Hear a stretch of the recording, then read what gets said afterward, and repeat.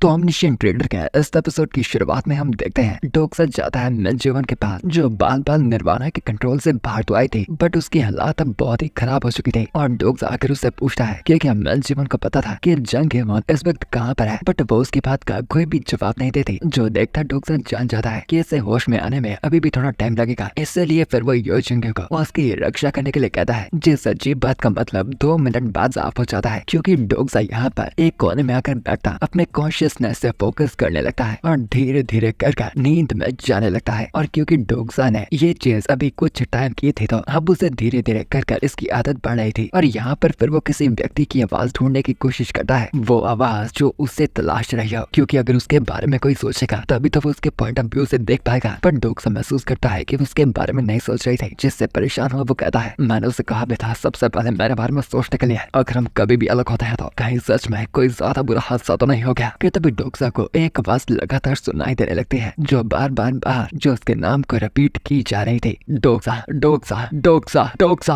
और वैसा ही अपने कॉन्शियसनेस है उस आवाज का पीछा कर डोक्सा उस व्यक्ति की तरफ से 3rd पर्सन व्यू पॉइंट देख पाता है। और वो अपने आप को पाता है एक तबाह हो रखी सिटी में, जो हर जगह आग की लपटों में चल रही थी। और हर तरफ उस आग को देखता हुआ डोक्सा जान जाता है कि इस बात में कोई भी डाउट नहीं था कि ये जंग ह्यूमन की ही हेल्पलेस ब्लिस थी। बट कम से कम उसे इस बात की खुशी होती है कि शुक्र है कि वो कम से कम अभी जिंदा तो थी ना। पर एक चीज वो और नोटिस करता है कि ये जंग ह्यूमन का व्यू पॉइंट तो नहीं था। और फिर वो अपनी नजरों से थोड़ा दूर ही देखता है, उसके सामने जंग ह्यूमन मौजूद थे, जो सीधे ढंग से नहीं खड़ी थी। और उसके माथे की तरफ हम देखते हैं एक लोटस का साइन। और फिर हम उसकी पूरी स्टेट को देखते हैं तो जंग ह्यूमन कहीं से भी अपने कॉन्शियसनेस में नहीं लग रही थी। उसकी आंखें उस आग लपटों को देखती अंगार से जल रही थी, यानी हाँ, निर्वाणा ने पहले ही उस पर हमला कर दिया था। जो देखता डोक्सा कहता है कि यो जंग तक बेस के बीच में फंस गया था, तो बेशक निर्वाणा जंग ह्यूमन को तो फंसा ही लेता। बट फिर डोक्सा देखने लगता है कि आखिर अगर ये जंग ह्यूमन नहीं थे तो आखिर उससे बार बार याद कौन कर रहा था। और तभी डोक्सा के ही पीछे खड़ा एक व्यक्ति जंग ह्यूमन को देखता एकदम निराशा से उसके नाम को ही पुकार रहा था, जंग ह्यूमन। एंड जी हाँ, वो व्यक्ति और कोई नहीं बल्कि ली ह्यून सुंग था, जो इन आग के लपटों के बीच में सीधा जंग ह्यूमन के सामने खड़ा था और इस तबाही को देख रहा था जो उसने मचाई थी। और तभी जंग ह्यूमन एकदम बबलाई हुई बहुत ही खतरनाक तेज हमले करना शुरू कर देती है, जिसके बाहर सभी बिल्डिंग्स को गाड़ते उन्हें राख में चलाने के लिए काफी थे। और उसकी ताकत एकदम बेकार थी और उसे वापस होश में लाना चाहता। ह्यूनसुंग बार बार उसके नाम को पुकारता, उसे रुकने के लिए कह रहा था। और उसके पर्सपेक्टिव में साथ ही मौजूद डोक्सा इस जगह की लोकेशन को देखता हुआ जान जाता है कि ये जगह ऐसी है जहाँ पर ये अपनी बॉडी में उनकी मदद करने के लिए यहाँ तक टाइम तक नहीं पहुँच सकता। और अगर ऐसा रहा तो ये भोला बेवकूफ ह्यूनसुंग जंग ह्यूमन द्वारा यहीं पर मारा जाएगा, जो निर्वाणा की थॉट इन्फेक्शन स्किल की वजह से बबला चुकी थी। और डोक्सा यहाँ पर एक तो परेशान था कि आखिर उसे करना क्या चाहिए। और यहाँ पर जंग ह्यूमन, जिसने ह्यूनसुंग का प्रोसेस नोटिस कर लिया था, एकदम गुस्से में उसकी तरफ ही घूरने लगती है। और तभी डोक्सा की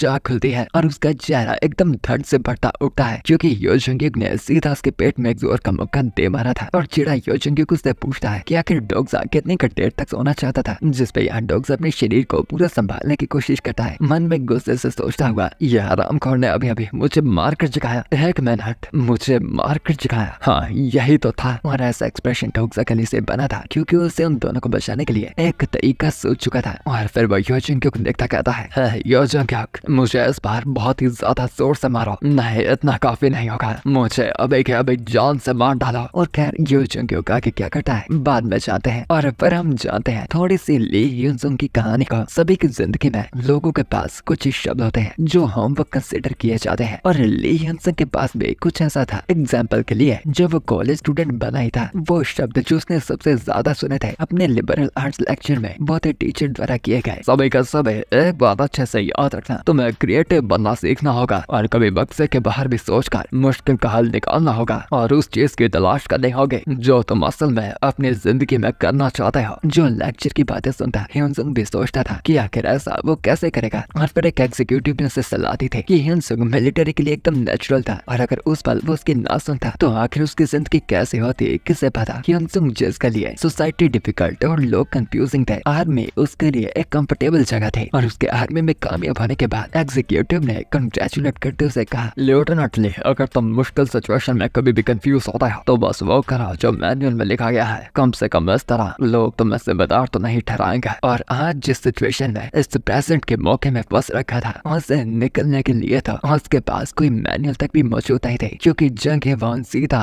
उसे मारने के लिए उसकी तरफ बढ़ती आ रही थी। जिसे देखता ह्यूनसुंग सोच रहा था क्या मैं इससे लड़ पाऊंगा, क्या मैं इसे रोक पाऊंगा। और आसपास जितने भी लोग मौजूद थे वो उस आग से जलकर राख हो रहे थे और अपने मन ही मन ह्यूनसुंग डोक्सा को याद करता सोच रहा था कि आखिर उसे ऐसी सिचुएशन में क्या करना चाहिए। और बस डोक्सा उसे इस बात का जवाब दे दे तो ही वो कुछ सोच पाएगा कि तभी ह्यूनसुंग को डोक्सा की आवाज आती है जो उसके नाम को पुकारते उसे बुलाता है। उससे पहले बस एक बैम लगता है। डोक्सा फिर से उसे पुकारता है और उसे बताता है कि वो कंफ्यूज वगैरह बाद में हो जाएंगे, पहले उन्हें फटाफट ही से बचकर भागना था और साथ में सोचना था कि आगे क्या करना है। और ह्यूनसुंग भागता है और जंग ह्यून पीछे पीछे और वो एक बहुत ही खतरनाक स्लैश मारती है जिससे फिर से बिल्डिंग्स के बीच में धमाका होता है। पर उस मौके का फायदा उठाकर ह्यूनसुंग एक जगह के पीछे आकर छुप जाता है और डोक्सा से बताता है कि इस सिचुएशन में उनके पास सिर्फ दो ही ऑप्शन थे, पहला था जंग ह्यून को मारना, दूसरा यहाँ से बस ऐसे ही भागते रहना। जो बात सुनने के बाद एकदम कॉन्फिडेंस में ह्यूनसुंग बताता है कि फिर हमेशा की तरह वो चूज करता है थर्ड ऑप्शन को, क्योंकि वो जानता था कि डोक्सा हमेशा एक कमाल का बैकअप प्लान रखता है कि उसे पुकारता डोक्सा साफ करता कहता है ले ह्यूनसुंग इस बार तीसरा ऑप्शन नहीं है, तो जो करना है वो इन दोनों के बीच में सही होगा। जो सुन ह्यूनसुंग की घबराहट बहुत ही ज्यादा बढ़ जाती है और अपनी सीरियस बात सुनने के बाद तो ह्यूनसुंग एकदम सोचो में जा चुका था कि यहाँ पर डोक्सा की इमेज जिसे बेशक ह्यूनसुंग देख नहीं पा रहा था, वो डोक्सा अपने मन में सोच रहा था कि बेशक यहाँ पर एक थर्ड ऑप्शन था पर वो अभी उसके बारे में ह्यूनसुंग को नहीं बता सकता और उसे उसके लिए सही मौके का वेट करना होगा। पर मुश्किल की बात यह थी कि इन सभी ओपोनेंट्स के बीच में से ह्यूनसुंग के दुश्मन को जंग ह्यून को ही बना था जो कि हेल्पलाइन ब्लेज का इस्तेमाल कर रहे थे और ये मैचअप ह्यूनसुंग के लिए बहुत ही बुरा था। वेल फिर भी कुछ खास फर्क नहीं पड़ने वाला था अगर जंग ह्यून के इस मॉड के सामने कोई और भी होता था, और वैसे भी फर्क नहीं पड़ने वाला था कि चाहे ह्यूनसुंग उसे मारता है या फिर नहीं मारता, क्योंकि इतने टाइम में जंग ह्यून इस बरसक मॉड में अपना पूरा माना खत्म करने के बाद खुद ही मारी जाएगी और यही इस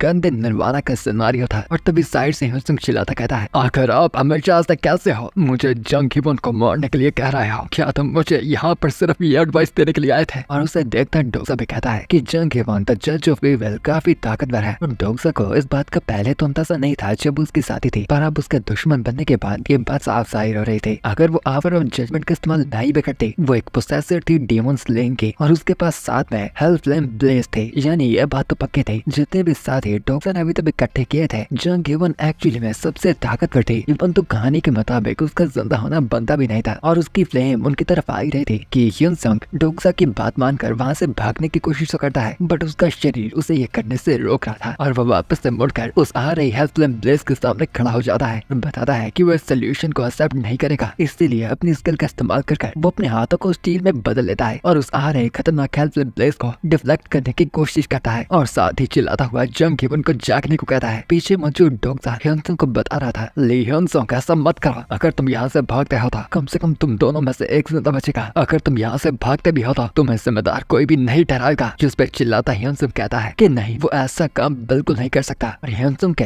यहाँ पर हाथ पिघलने लगता है क्योंकि उसने अपने हाथों को स्टील में बना रखा था। वो उससे लगातार बहुत ही खतरनाक हीट से पिघलना शुरू हो चुके थे और उसका शरीर जलकर पूरा तपने लगा था और वो चिल्लाता कहता है कि वो कुछ भी हो जाए वो यहाँ पर हार नहीं मान सकता, चाहे यहाँ पर चीजों का अंत सही भी ना हो तो भी, अगर वो यहाँ पर मारा भी जाए फिर भी वो यहाँ पर जंग ह्यून को ऐसी हालातों में नहीं छोड़ सकता। और डोक्सा ह्यूनसुंग का ये रूप देखकर खुश होकर मुस्कुराने लगता है और बताता है कि ह्यूनसुंग ने बहुत ही अच्छा काम किया है क्योंकि एक्चुअली में यही तो उनका थर्ड ऑप्शन था। जो बात सुनकर ह्यूनसुंग एकदम शॉक हो जाता है क्योंकि आखिर डोक्सा का क्या ही मतलब था कि उनका थर्ड ऑप्शन था। यहाँ डोक्सा सोच रहा था कि थर्ड ऑप्शन कोई ऐसी चीज नहीं थी जिसे भी ह्यूनसुंग को बताकर इस्तेमाल करवा सकता था, ये एक ऐसी चीज थी जो ह्यूनसुंग को खुद से डिसाइड करनी थी। पर डोक्सा एग्जैक्टली श्योर तो नहीं रहा कि ये तरीका एग्जैक्ट काम भी कर पाएगा या फिर नहीं, पर उसके बावजूद भी उसने ये रास्ता इसलिए चूज किया क्योंकि डोक्सा ने एक बात को डिस्कवर किया था कि ली ह्यूनसुंग के दिमाग में जिन पल भी वो जंग ह्यून को देखता था एक अलग ही ख्याल और फीलिंग्स थे। जंग ह्यून को देखने के बाद ह्यूनसुंग काफी अच्छा महसूस करता था, शायद वो अफेक्शन या फिर प्यार की एक हल्की फीलिंग्स थी और वही औरत जो हमेशा खुश रहती थी आज इतने ज्यादा डरावने रूप में थी जैसे ह्यूनसुंग खुद से बचाना चाहता था। और अब डोक्सा की ये बात सुनकर ये थर्ड ऑप्शन एक्चुअली में यही था। ह्यूनसुंग उसका शुक्रिया करता है जिस पर डोक्सा भी बताता है ह्यूनसुंग तुम्हें अभी शुक्रिया करने की जरूरत नहीं है क्योंकि चीजें अब यहाँ से शुरू होती है। Master of state star stream में मौजूद सबसे दृढ़ सुप्रीम, तुम्हें नहीं लगता कि टाइम आ चुका है कि अब तुम भी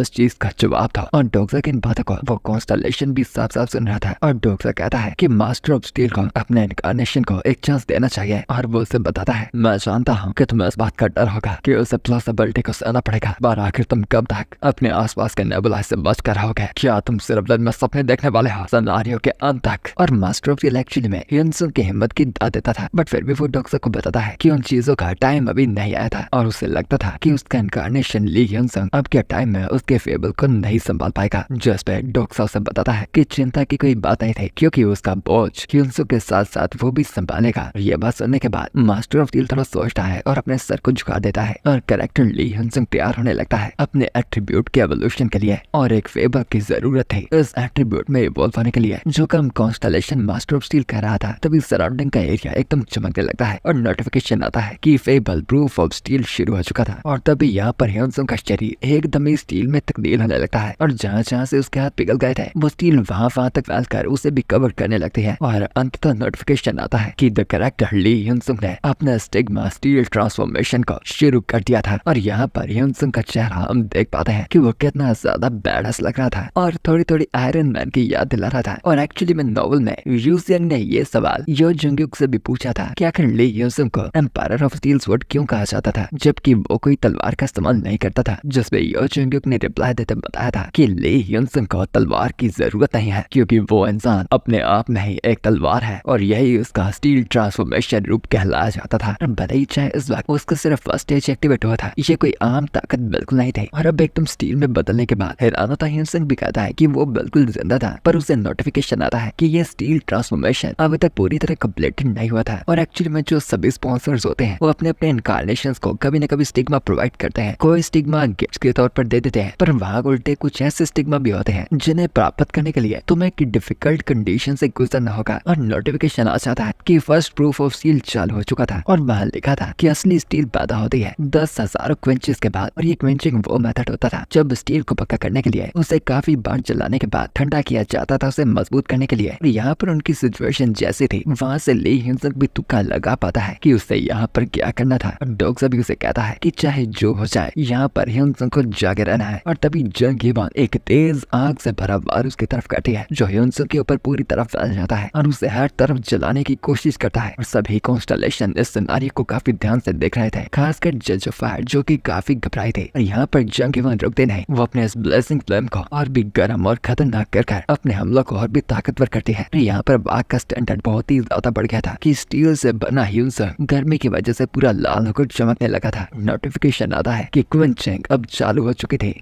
और यहाँ पर इस फेबल का मेन पॉइंट था ऐसी हीट को सहना जो कि स्टैंडर्ड वैल्यू को पार करती हो जब तक वो एक कंप्लीट स्टील की बॉडी ना पा पाए। और ह्यूनसुंग वैसे ही धीरे धीरे कर आगे बढ़ता जा रहा था, पर आ रही जो आग की लपटें थे उनकी गर्माहट भी उतनी ही ज्यादा छुपती जा रही थी। तभी डोक्सा अपने ओमनिशिएंट रिटर्न व्यू पॉइंट की वजह से जंग इवन के थॉट को सुन पा रहा था जो कि बस एक ही तरह से चिल्ला रहे थे, मैं उन्हें माफ नहीं कर सकते, सभी को मरना होगा, सभी इंसानों को, मुझे भी मरना होगा। और उसके चेहरे से ही हम देख पाते हैं कि जबकि उसके शरीर में कंट्रोल तक नहीं था, उसके आंसू और इमोशन एकदम बह रहे थे क्योंकि जंग इवन थॉट इन्फेक्शन से अफेक्टेड थी। और इस वक्त वो ऐसे स्टेज पर थी जहाँ पर वो अपनी रैशनैलिटी खो देगी। और यहाँ पर जंग इवन का ट्रॉमा वापस से जाग रहा था। डोक्सा भी निर्वाणा पे गुस्सा था जिसने इवन के दिमाग की इतनी बुरी हालत कर दी थी। और ये सारा ट्रॉमा जंग इवन गेमो स्टेशन से कैरी कराई थी कि तभी साइड में ह्यूनसुंग भी पूछता है कि क्या ये बातें उन्हें इवन के दिमाग से सुनी जा रही थी। जिस पे हैरान था डोक्सा भी कहता है कि क्या ये आवाज़ें अब ह्यूनसुंग भी सुन पा रहा था। जिस पे हाँ करता वो बताता है कि क्या ये भी डोक्सा की कोई एबिलिटी थी। जिस पे हाँ करता वो बताता है कि ये उसी की स्किल थे और शायद ऐसा इसलिए हुआ था क्योंकि डोक्सा भी फर्स्ट पर्सन इमर्स हुआ रखा था, इसलिए वो उससे माफी मांगता है अभी तक इस बात को छुपाने के लिए। जिस पे ह्यूनसुंग कहता है ये बात सच में काफी शर्म वाली है कि अब मेरा दिमाग भी बढ़ रहा था। यहाँ पर जंग इवन अपने खतरनाक अटैक को तैयार करने के बाद सीधा उनकी तरफ दे मारते हैं। डोक्सा बताता है कि उन्हें किसी तरह से इवन को जकड़ना पड़ेगा। जिस पे ह्यूनसुंग बताता है कि इस रास्ते से तो इवन को भी चोट लग सकती है। जिस पे हाँ करता वो कहता है कि उसे दर्द तो होगा सिर्फ उसके दिल में। और जैसा कि डोक्सा ने सोचा था एकदम मरने के हालात में आने के बावजूद भी वो अपने से अलावा इस वक्त भी जंग इवन का ज्यादा सोच रहा था। और उनके पास जो भी ऑप्शन थे, पहला था निर्वाणा को खत्म कर डालना या जंग इवन के ट्रॉमा को ठीक करना। और पहला तो इस वक्त बेशक नामुमकिन था और दूसरा फिर भी अभी रीजनेबल था, पर करना कैसे था नहीं पता। और डोक्सा और ह्यूनसुंग आपस में सर हिलाते हैं क्योंकि अब बारी थी उस चीज को ट्राई करने की। ह्यूनसुंग अब अपने फुल आर्मर मोड में आ जाता है, उसकी बॉडी और भी मजबूत स्टील स्टील में तब्दील हो जाती है। वो आयरन मैन के थोड़ा सा आर्मर की तरह था बट मोर ड्यूरेबल वर्जन। और वो तेज से भागता भागता उस लावा जैसी गर्मी को सहता है और आवाज देता कहता है, हे वॉन, हाँ, हम तुम्हें बचाएंगे, चाहे यहाँ पर कुछ भी क्यों ना हो जाए, हम यहाँ पर तुम्हें बचाएंगे। मैं तुम्हें नहीं कुछ होने नहीं दूंगा, हे वॉन। और ये कहते कहते उसके शब्द कांप रहे थे, उसकी स्टील बॉडी भी जलकर राख हो रहे थे, वो पिघलना शुरू हो चुका था और हीवन एक तरफ बिल्कुल पागल हो चुकी थी। उसका गुस्सा उसकी आंख की लपटों की तरफ फटकर सभी का सभी हिंसों को ज्यादा पड़ा था। हिंसों की लातें कांप रही थी और विल पावर खत्म हो रही थी और नोटिफिकेशन भी आ जाता है कि कैरेक्टर ली हिंसुन की मेंटल स्टेट उसकी लिमिट पर आ चुकी थी और वो वहीं पर नीचे गिर जाता है, जैसे अब वो आगे नहीं बढ़ पाएगा। और ये नजारा देखकर उसका स्पॉन्सर कॉन्स्टेलेशन मास्टर ऑफ तीन भी एकदम तरस से अपने इनकारनेशन को देख रहा था। तभी डोग्स अपना हाथ हिंसुन के कंधे पर रखता बताता है कि थोड़ी देर के लिए इस चीज को वो संभालेगा। और वैसे ही फिर वो हिंसुन की बॉडी में कंट्रोल पा लेता है और उसकी बॉडी में आने के बाद ही वहाँ से खतरनाक कीट की वजह से नोटिफिकेशन आता है कि उसकी एक्सक्लूसिव स्किल फोर्थ वॉल कांप रही थी। डोग्स अभी उठने की कोशिश करता देखता है कि ये दर्द तो सह पाने लायक भी नहीं थे, पर ली हिंसुन तब भी इसे सह रहा था और वो चिल्लाता है, जंगेवॉन, ऐसा चलता रहा तो हम सभी के सभी मारे जाएंगे। ली हिंसुन ऐसा ही मारा जाएगा, क्या तुम उसे ऐसा ही मार दोगे? और यहाँ पर सिर्फ 3 ही कदम आगे और बढ़ना था। डोग्स तड़फता 2 बढ़ जाता है, पर आगे का कदम रखना भी नामुमकिन के बराबर हो रहा था। ये तभी पीछे से ली हिंसुन डोग्स को बताता है कि आगे का काम वो खुद से कर लेगा, क्योंकि चाहे कुछ भी हो जाए ये काम उसे ही करना था। वैसे ही वो वापस बॉडी पे कंट्रोल पाता है और आगे का कदम बढ़ा देता है, जिसके बाद नोटिफिकेशन आता है कि विल ऑफ स्टील ने उसके लिए रिस्पॉन्स किया था। और वैसे ही हिंसुन जंगीवन की तलवार को पकड़ता छीनता उसी पल उसे गले लगा लेता है। और ये नजारा देखकर कॉन्स्टेलेशन डीमन लाइक जज ऑफ फायर एकदम घबराती उत्सुक हो चुकी थी कि आखिर यहाँ पर माहौल गर्म कैसे हो गया। I mean, सच में गर्म तो होगा, इतनी आग जो फैला दी है जंगीवन ने। खैर तभी वो स्टील एकदम हर एक सराउंडिंग को कंट्रोल लेने लगते हैं और जंगीवन एकदम गुस्से में चिल्ला तो रहे थे, पर वो स्टील अपने साथ उन दोनों को ही अपनी जकड़ में लेने लगती है। और वहाँ पर कुछ ही टाइम में वो एक क्रिस्टल जैसे बने स्टील जैसी चीज में दोनों ही साथ में कैद हो जाते हैं। और तभी नोटिफिकेशन आता है कि fable first proof of steel complete हो चुका था, यानी ली हिंसुन अपना काम सक्सेसफुल रहा। और तभी थोड़े टाइम बाद स्टील टूटती है और अंदर हम परछावा देख पाते हैं उन दोनों का ही। और जंगीवन सांस लेते कहते हैं कि यहाँ पर बहुत ही ज्यादा घुटन थी कि साथ में चिपका। हिंसुन बताता है, माफ करना, रुको, मैं भी छोड़ता हूँ तुम्हें। और वो वैसे कोशिश भी करता है, पर वो जगह इतनी टाइट थी कि वो आगे पीछे हिल भी नहीं पा रहा था, इसलिए वो झगड़े रहते हैं कि तभी फिर वापस उसके सीने से लगते हैं। जंगीवन शांत होती हिंसुन को शुक्रिया करती है उससे वापस शांत करने के लिए और उसकी मदद करने के लिए, उससे ट्रॉमा से आजाद होने में। कि फिर वो उससे पूछती है कि क्या यहाँ पर हिंसुन के साथ कोई और भी था। यार फिर वो बात को छोड़कर वो फटाफट हिलती वहाँ से निकलने की कोशिश करती है, क्योंकि यहाँ पर टाइम नहीं था। और फिर ऊपर देखते वो जोर से चिल्लाती कहती है, किम डोग्सा, तुम अभी मुझे सुन सकते हो ना? तो ये अच्छे से जानो कि यो सांगा इस वक्त बहुत ही बड़े खतरे में है। और एक तरफ यहाँ पर डोग्सा भी वापस अपने कॉन्शियसनेस में आ जाता है और अपनी आंखें खोलते ही उसे नोटिफिकेशन आता है कि उसकी बॉडी वापस से जाग रही थी एक पावरफुल शॉक की वजह से। और डोग्सा महसूस करता कहता है कि कुछ तो अजीब बात है कि उसे रिवाइवल मैसेज नहीं दिख रहा था। और तभी वापस जागने के बाद वो सबसे पहले देखता है तो यो जंग्युक का चेहरा, जिसका एक्सप्रेशन एकदम सड़ा हुआ था, जैसे वो इरिटेट हुआ काफी टाइम से वहीं पर खड़ा हुआ था। जो देखता वो काफी घबरा जाता है और उस हलचल को देखकर यो जंग्युक उसे आवाज देता कहता है, डोग्सा, क्या तुम जाग चुके हो? कि डोग्सा यहाँ पर अपना मुंह बंद किया, अपने मन में सोच रहा था कि एक्चुअली में अच्छा यो जंग्युक ने उसे मारा नहीं था, बल्कि उसके सोलर प्लेक्सस पर एक कितनी जोर का मुक्का मारा था, जिससे वो मरने ही वाला था, जिससे वो परेशान था, क्योंकि ये हरामजादा उसे हमेशा मारने की धमकी देता था, पर जब जरूरत होती थी पूरी तरह से मारता नहीं था। और इसी वजह से उसे बहुत ही ज्यादा दर्द हो रही थी। यो जंग्युक यहाँ पर फिर से किम डोग्सा को आवाज देता है, पर डोग्सा अभी भी नहीं उठता। कि यहाँ पर ओआरवी का स्टेज अभी भी एक्टिवेट होने की वजह से डोग्सा यो जंग्युक के थॉट्स को भी सुन पा रहा था, जो भी सोच रहा था, क्या मुझे ऐसा शुरुआत से ही मार देना चाहिए था, क्योंकि हर एक चीज इसके वजह से बर्बाद हो चुकी है और पिछले रिग्रेशन से चीजें ऐसी बदल चुकी हैं जिनके बारे में मुझे अंदाजा तक नहीं है। और वो इन्फॉर्मेशन जो मैं इस्तेमाल कर सकता हूँ काफी कम हो चुके हैं। नहीं, मैं दुनिया को इस तरह से नहीं बचा सकता। वो बचा जो इस बार मैं सल्वेशन चर्च से हारा हूँ, क्योंकि मैंने अपने पिछले रिग्रेशन में टाइम रिडक्शन का ज्यादा इस्तेमाल कर दिया था। वहाँ पर पूरे 100 साल ट्रेन होना गलती थे। कि परेशान डोग्सा भी ये सुनता कह रहा था कि ये बहन का टक्कर सिर्फ एक बार के हार गया, कि इससे अभी से रिग्रेशन का डिप्रेशन आना शुरू हो चुका था। यहाँ यो जंग कभी भी सोच रहा था कि वो हारा था क्योंकि उसकी मेंटल पावर परमानेंटली डैमेज हुई थी। अगर ये बात नहीं थी तो शायद फिर एब्सोल्यूट ट्रूथ को ना पाना गलती थी, और इतने सारे फैक्टर्स के साथ तो शायद उसे रीस्टार्ट ही कर देना बेहतर होगा। डॉग जोर से चिल्लाता उठता है,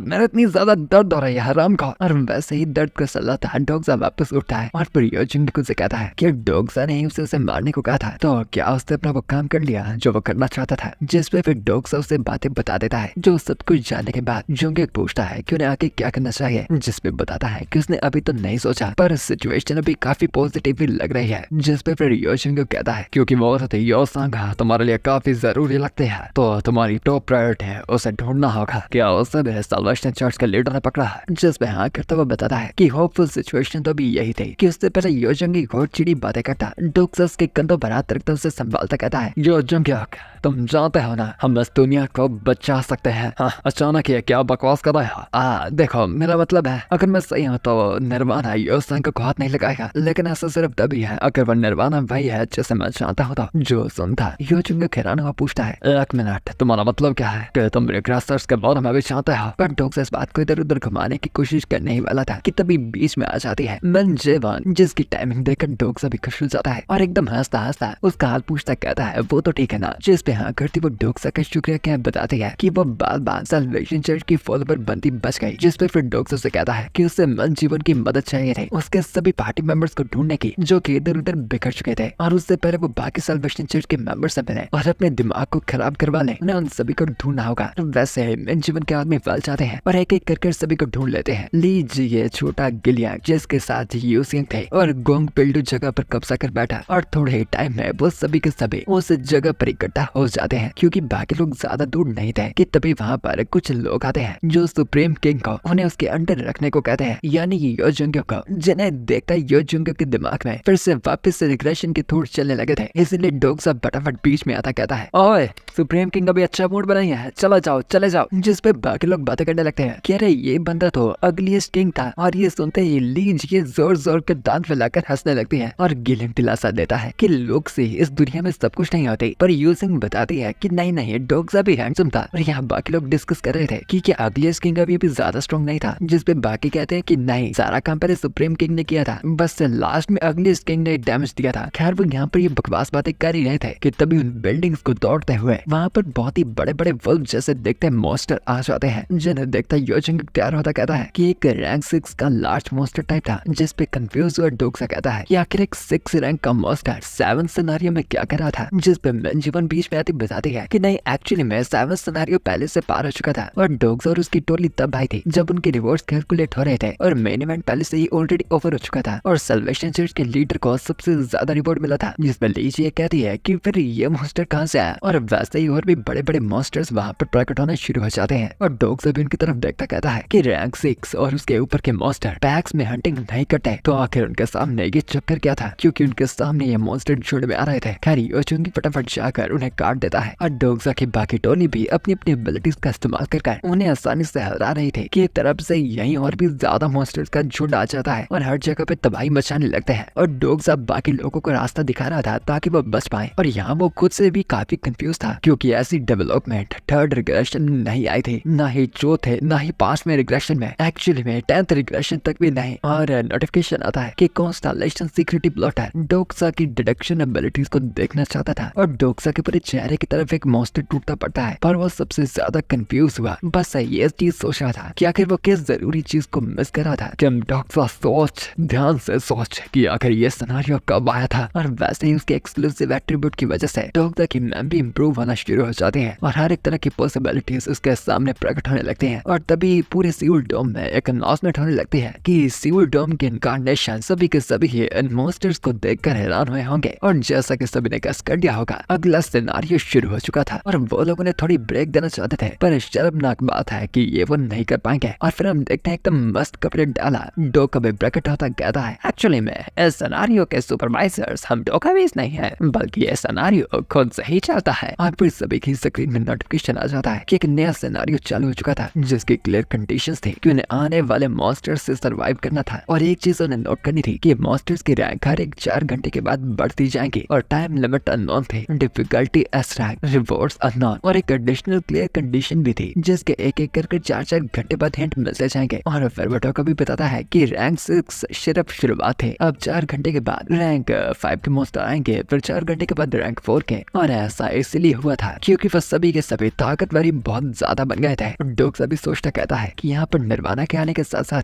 यो जुंगी और उसकी पार्टी भी ओरिजिनल टर्ड रिग्रेशन से काफी गुना ज्यादा ताकतवर बन गए थे। और ऐसी डेवलपमेंट नोवेल में एक बार आई थी शायद। और फिर टोका भी कहता है माय गॉड, किसने सोचा था कि कोरियन इनकार्नेशन इतने ताकतवर बन जाएंगे कि बैलेंस खराब हो जाएगा। ये सिनेरियो ऑटोमेटिकली आने के लिए रखा गया था। अगर इनकार्नेशन ज्यादा ताकतवर हो जाए तो, और इसे पार करने के सिर्फ 2 तरीके हैं। और तभी उनके सामने क्लियर कंडीशंस प्रकट हो जाते हैं। पहले तो सियोल डॉम के आधे इनकार्नेशन मारे जाएंगे और इस वक्त जो नंबर मौजूद है वो थे 10,07,624। पर जब ये आधे हो जाएंगे तो ये सिनेरियो पार हो जाएगा। पर यहाँ पर फिर भी एक सेकंड कंडीशन भी थी और वो थे जब सियोल डॉम का सबसे स्ट्रॉन्गेस्ट इनकार्नेशन मारा जाएगा तब ये सिनेरियो पार हो जाएगा। जिससे बाकी कंफ्यूज होते हैं कि आखिर ये होगा कौन और इसका पता कैसे चलेगा और बिना जाने वो ये चीज करेंगे कैसे। जिस पे डोका भी बताता है कि ये बात तो वो उन्हें नहीं बता सकते वरना सब कुछ काफी बोरिंग हो जाएगा। पर अभी तक तो सबसे ताकतवर व्यक्ति को इस चीज के बारे में पहले से ही पता चल चुका होगा, इसीलिए सभी को ही पूरी मेहनत करनी थी ये जानने में कि इस वक्त पूरे सियोल डॉम में सबसे ताकतवर कौन था। और वैसे ही हमें दिखाया जाता है सीधा यो जुंगी की तरफ जो एकदम घूरता हुआ उससे डोका भी की तरफ भी देख रहा था क्योंकि हर बार की तरह वो हमेशा सबसे ताकतवर जो था। खैर ये कंफर्म नहीं है, डायलॉग मार रहा हूँ बस।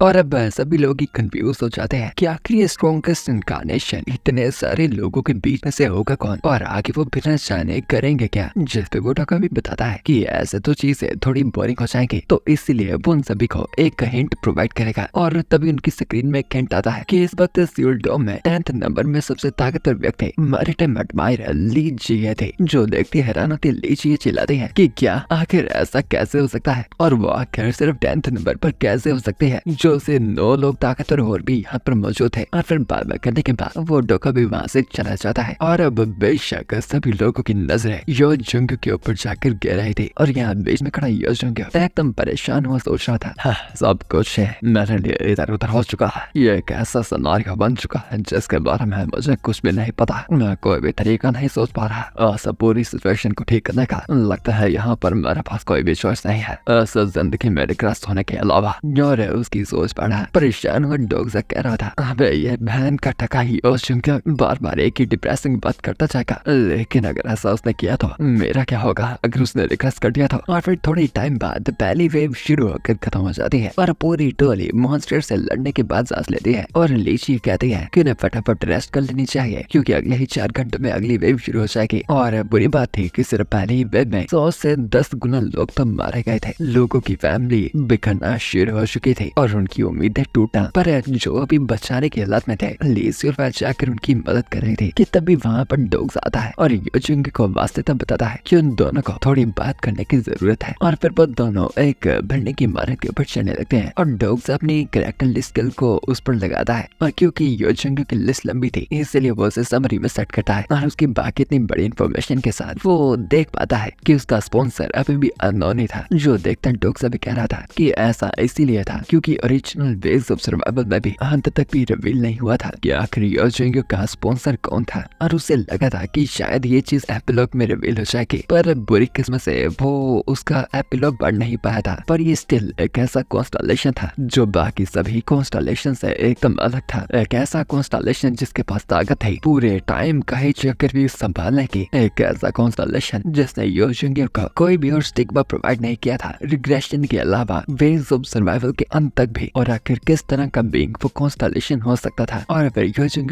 डॉक्टर से पूछता है कि क्या निर्वाणा को मारने का कोई तरीका था। जिस पे लंबी सांस लेता डॉक्टर उसे शांत होने को कहता बताता है अरे भाई थोड़ी सांस तो ले ले अभी शांत होकर इस खूबसूरत व्यू को एंजॉय करो। एक बार इस दुनिया को ध्यान से देखो तो सही ये कितनी खूबसूरत है ना। पर आगे जाकर जब वो नीचे देखता है हर जगह लाशें खून मौजूद था, बिल्डिंग्स टूटी पड़ी थी, हर जगह पर तबाही हो रखी थी और सब कुछ खूबसूरत तो बिल्कुल नहीं था। जो देखता वो कहता है सच कह रहा हूँ ये जगह पहले बहुत खूबसूरत है कि बीच में यो जुंग को सब बताता है कि ये सारी चीजें कभी न कभी मिट जाएंगी। पर डॉक्टर से कहता है कि इन चीजों की तो यो जुंग को रक्षा करनी है। जिस पे यो जुंग कहता है कि किम डोक्सा इस चीज को नहीं समझ सकता, जिसपे उल्टा डोक्सा हाँ करता है कि वो चीजें समझ सकता है। यो जुंगो का पर्पस था इस दुनिया के अंत को रोक पाना, और ये पर्पस पाने के लिए वो इस दुनिया को भी कभी भी छोड़ सकता था। और डोक्सा बताता है कि अगर वो बार बार ऐसे रिग्रेस होता रहा था, उसके लिए मौत का मतलब भी बेफालतू बच जाएगा, और अगर मौत में मतलब ना रहा तो ना ही उसकी जिंदगी में रहेगा। और उससे पहले यो जुंगो फिर से बीच में बोलता कि डोक्सा उसे कहता है अपने आप को बेवकूफ ना बनाकर ये ना समझने में कि चीजें ठीक हो जाएंगी। आखिर वो बस उन्हें कुछ और बार रिपीट करेगा, क्योंकि क्या पता वो चीजों को अगले फोर्थ रिग्रेशन में ज्यादा बेहतर कर पाए। पर मे भी ऐसा ना भी हो। पर क्या यो जुंगो भूल चुका था कि थिएटर डंजन में क्या हुआ था अगर डोक्सा वहाँ पर नहीं आता तो, जिसपे यो जुंगो कहता है कि चीजें अगले रिग्रेशन में पक्का बेहतर ही जाएंगे, क्योंकि इस टर्न में बस काफी अनएक्सपेक्टेड चीजें हुई थी, पर अगली टर्न डेफिनेटली से बेहतर होगी। और यो जुंगो का ये बिलीव कि अगली बारी में भी बेहतर हो। अगर वो पिछली टर्न की जानकारी लेकर वापस जाएगा, उसकी हर चीज बार बार पास में वापस चले जाना, क्योंकि चीजें बस थोड़ी सी बिगड़ गई थी और जिंदगी से हार मान लेना, इसे कहा जाता था रिग्रेशन डिप्रेसिव डिसऑर्डर। और डोक्सा से कहता है कि हाँ ये ऐसा यो जुंगो कह रहा था, अगर वो 10-20 बार रिपीट करेगा भी चीजें थोड़ी बेहतर होना शुरू हो जाएंगी। वो और भी सिनेरियो उसके बीच में आएगा और भी अच्छे से भविष्य को जान पाएगा। पर असली प्रॉब्लम ये थी, अगर ऐसा करते करते ही वो इस दुनिया को बचाएगा, जब वो टाइम आएगा क्या यो जुंगो सच में कह पाएगा कि उसने इस दुनिया को बचा दिया है। और फिर वो साफ यो जुंगो से कहता है तो एक बात मैं तुमसे जानना चाहता हूँ, क्या तुम सच में इस चीज के बारे में सोच पाओगे अगर तुम 100 या 200 बार लगातार रिपीट में ऐसा ही काम करता रहे। जिसपे यो जुंगो कहता है कि ऐसा हो ही नहीं सकता कि उसे इतनी बार कभी रिग्रेस करने की जरूरत पड़े। पर फिर जब वो मुड़कर डोक्सा से नजरें मिलाता है तो उसे काफी चीजें पता लग रही थी कि जैसे डोक्सा पहले से ही इस चीज के बारे में जानता हो, और ये भी कि यो जुंगो को इतनी बार रिग्रेस करना पड़ सकता है। जिसपे उसे भी लगता है कि क्या ये बात कहीं सच तो नहीं। कि फिर डोक्सा कहता है तुम्हें अभी भी नाइटमेयर्स आ रहे होंगे कि अगर तुमने दुनिया को बचा भी लिया तुम बचोगे नहीं। जिस पल भी ये दुनिया बच जाएगी वो दुनिया तुम्हारे पीछे आने लगेगी जिसे तुमने छोड़ दिया है। ऐसे नाइटमेयर्स जो आके तुम्हें परेशान करते हैं, तो इस टर्म में एक प्रॉपर जिंदगी जियो। शिनयू सिंह टूट गई थी इतने साल लगातार भटकने के बाद, और तुम्हारा अंत ऐसे उससे भी ज्यादा बुरा होगा। अपने आप से एक बार पूछ कर देखो कि तुम अपने शुरुआती तौर से कितने कर ज्यादा बदल चुके हो। इस टर्न को छोड़ने के बाद अगला राउंड थोड़ा बेहतर हो जाएगा। घंटा ये टर्न जैसे तुम अबैंडन करने का सोच रहे थे वो लोधी टर्न हो सकती है, जैसे तुम इस दुनिया का अंत देख पाओ, वो भी एक इंसान के तौर पर, ताकि तुम कह पाओ कि तुमने दुनिया को बचाया है। अंदर ही अंदर डोक्सा सोच रहा था, सोच यो जुंगो सोच डोक्सा का क्या होगा अगर ये दुनिया उसने रिग्रेस कर दी तो। तभी नोटिफिकेशन आता है कि मेंटल स्टेट यो जुंगो कैरेक्टर की थोड़ी सी रिस्टोर हो चुकी थी, और तभी उनके पीछे से गेट खुल जाता है और वो देखते हैं कि वो सारी की सारी उनकी ही टोली थी। और लीजिए चुपके से उनकी बातें सुनना चाहती थी, पर गोंग पिल्डू ने ऐसा नहीं करने दिया था, क्योंकि मर्दों की बातों को नहीं सुनना चाहता है। और डिमोलाइक जो पाए उन दोनों को इज्जत पर देखकर आंखें चमक पड़ती है। पर जब यो जुंगो बताता है कि वो सिनेरियो के लिए प्लान बना रहे थे, जो सुनने के बाद जो पाए थोड़ी निराश बैठती है। और फिर यो जुंगो डोक्सा की तरफ देखता कहता है कि सिनेरियो का अंत हो जाएगा जब सबसे ताकतवर इनकार्नेशन मर जाएगा। और वो इसी चीज के बारे में थोड़ा सोच रहे थे, जिसपे लीजिए भी पूछती है कि ये बात तो सोचने वाली थी कि आखिर यहाँ पर सबसे ताकतवर इनकार्नेशन होगा कौन। जिसपे यो जुंगो प्राउडली कहता है क्या मतलब तुम्हारा होगा कौन, बेशक ये मैं हूँ। जिसपे साइड खड़ा डोक्सा भी कहता है कि यहाँ बेशक उसे ऐसा लगेगा ही, क्योंकि यो जुंगो जैसा प्राउडफुल बंदा किसी और को स्ट्रॉन्गेस्ट माने कैसे हो सकता है। जिसपे फिर तभी डोक्सा को लगता है कि कहीं उसके मरने की ये वजह भी बीच में तो नहीं थी कि अगर उसने खुद को मार दिया तो एज द स्ट्रॉन्गेस्ट इनकार्नेशन, तो इसलिए वो उससे पूछता है कि क्या वो इसलिए मरने का सोच रहा था। जिसपे यो जुंगो कहता है कि सिनेरियो भी खत्म हो जाएगा अगर वो मर जाता है तो। जिसपे इरिटेट हुआ डोक्सा कहता है कि इसका रिप्रेसिव डिप्रेसिव डिसऑर्डर था। उसे एकदम ही काफी कूल लगने लगा था कि यो जुंगो कैसे कूल डायलॉग्स मार पा रहा था। और वहाँ से नीचे आते डोक्सा कहता है कि वैसे उन्हें इतनी जल्दी नहीं सोचना चाहिए, क्योंकि ये पक्का थोड़ी न था कि यो जुंगो सबसे ताकतवर था, क्योंकि एग्जाम्पल के लिए यहाँ पर वो भी मौजूद था जो सुनते ही दांत मिलाते लीजिए हंसने लगती है और कहती है कि क्या डोक्सा सच में सीरियस था। जिसपे वो फिर सब रखता कहता है वो सिर्फ एग्जाम्पल दे रहा था कि जैसे सल्वेशन चर्च का लीडर भी यो जुंगो से ताकतवर हो सकता था, क्योंकि यो जुंगो का उसका केस लड़ना मुश्किल भी था। जिसपे वो भी हाँ करता है कि उन दोनों की एबिलिटी आपस में काफी ऑपोजिट थी। कि मेंशिवन भी डोक्सा के पास आकर कहती है कि आखिर ये स्ट्रॉन्गेस्ट इनकार्नेशन क्राइटेरिया होगा क्या, कॉम्बैट पावर, यहाँ पर आखिर कौन आखिर सबसे ज्यादा लड़कर जीता है। जिस पे डोक्सा कहता है कि इनके पास कुछ तो सिस्टम होगा जिससे ये ओवरऑल पावर रैंकिंग का पता लगाएंगे, जो कि बाद में चेंज भी हो सकता है। जिस पे फिर मेंशिवन कहती है कि उस डोकावी ने एक बात कही थी कि स्ट्रॉन्गेस्ट इनकार्नेशन को खुद पता चल जाएगा कि वो सबसे ताकतवर है, इसलिए सारी टोली पूछती है कि क्या यो जुंगो को पहले से कुछ भी अलग लग रहा था जैसा डोकावी ने कहा था। जिस पे वो ना करता है, इसीलिए डोक्सा बताता है कि जैसा लगा था यहाँ पर भी चीजें भी कंफर्म नहीं है, पर इस चीज को उन्हें अच्छा ही सोचना चाहिए, क्योंकि यहाँ पर कोई भी चाहता नहीं होगा कि यो जंगकुक मारा जाए, और इसलिए वो फिलहाल में निर्वाणा को स्ट्रॉन्गेस्ट मानेंगे और उसे ही खत्म करेंगे। पर अगर फिर उन्हें पता लगता है कि असल में सबसे स्ट्रॉन्गेस्ट यो जंगकुक है, तो तब क्या करना है वो तब का सोचेंगे। बट फिलहाल उन्हें जाकर उसे खत्म करना था। ये एक लड़ाई थी निर्वाणा के खिलाफ। हम देखते हैं मेंजेवन अपना प्लान बताते कहते हैं कि सल्वेशन चर्च जो है वो इस वक्त गंगबुक में था, पर यहाँ पर करीब जाना मुश्किल होगा टाइट सिक्योरिटी और कमजोर फाइटिंग फोर्स की वजह से। पर डोक्सा उसे बताता है कि वो उसकी तरफ जाने नहीं वाले, बल्कि उसे यहाँ पर बुलाने वाले थे। पर मेंजेवन पूछती है कि आखिर वो ऐसा कैसे करेंगे और आखिर वो ऐसा कुछ भी क्यों करेगा जो उसे डिसएडवांटेज में डालेगा। जिस पे डोक्सा बताता है कि बेशक अगर कॉमन सेंस की बात है तो ये सच्ची थी, पर निर्वाणा कॉमन सेंस के साथ नहीं सोचता था। और यहाँ अब सिउल से दूर से इलाकों में मॉन्स्टर्स पालना शुरू हो चुके थे, क्योंकि पक्का वहाँ पर कोई ना कोई गेट ओपन हो चुका था। और जो ये मॉन्स्टर्स की रैंक थे वो बस कुछ घंटों में बढ़ती जाएगी, यानी उनके पास मैक्सिमम से मैक्सिमम 8 घंटे थे इस सिचुएशन का हल निकालने के। और डोक्सा अपने मन ही मन कह रहा था हमें कुछ भी कर निर्वाणा को बाहर निकालना होगा और उसे यो जंगकुक से लड़वाना पड़ेगा। और तभी डोक्सा इस मेन सिनेरियो की 8 आइटम स्पेशल रैंडम बॉक्सेस को बाय करता है। और ये एक्चुअली में एक गैम्बलिंग आइटम थी जो किसी को चांस देती थी एक SSS रैंक के वेपन या स्किल को ऑब्टेन करने के, पर इसकी प्रोबेबिलिटी बहुत ही ज्यादा कम थी। और डोका भी इसने पक्का इन आइटम्स को बनाया था उन कॉन्स्टलेशंस का फायदा उठाने के लिए जो लालच से भर रखे थे। और डोक्सा उन बॉक्सेस को अपनी टोली के पास लेकर आता है और अपनी मेन टीम को अपने पास बुलाता है, ये बताकर कि वो सभी का मूड अच्छा करने के लिए उन्हें एक एक बक्सा फ्री में देगा। और फिर वो बांटता हुआ वो बताता है पर बदले में ये याद रखना कि अगर तुम्हें कोई भी कंज्यूमेबल सपोर्ट आइटम मिलती है तो वो तुम्हें मुझे देनी है, पर अगर तुम्हें कोई मेन आइटम मिलती है तो तुम उसे रख सकते हो। और लीची उसे लेती कहती है। डोक्सा तो एकदम बुक्कर था, तो आज उसे क्या हो गया कि छोटा गिलिंग एक्साइटेड था कि क्या होगा अगर एक SSS रैंक आइटम आ गई तो। पर गोंग पिल्टू बताता है कि इसके चांस 0.0001 से भी ज्यादा कम थे। तो हाँ, लगता नहीं था किसी को भी वो मिलेगी कि यो जंगकुक भी आकर वो बक्सा उठाता कहता है तुम्हें ये तो नहीं लगता कि इन बक्सों में से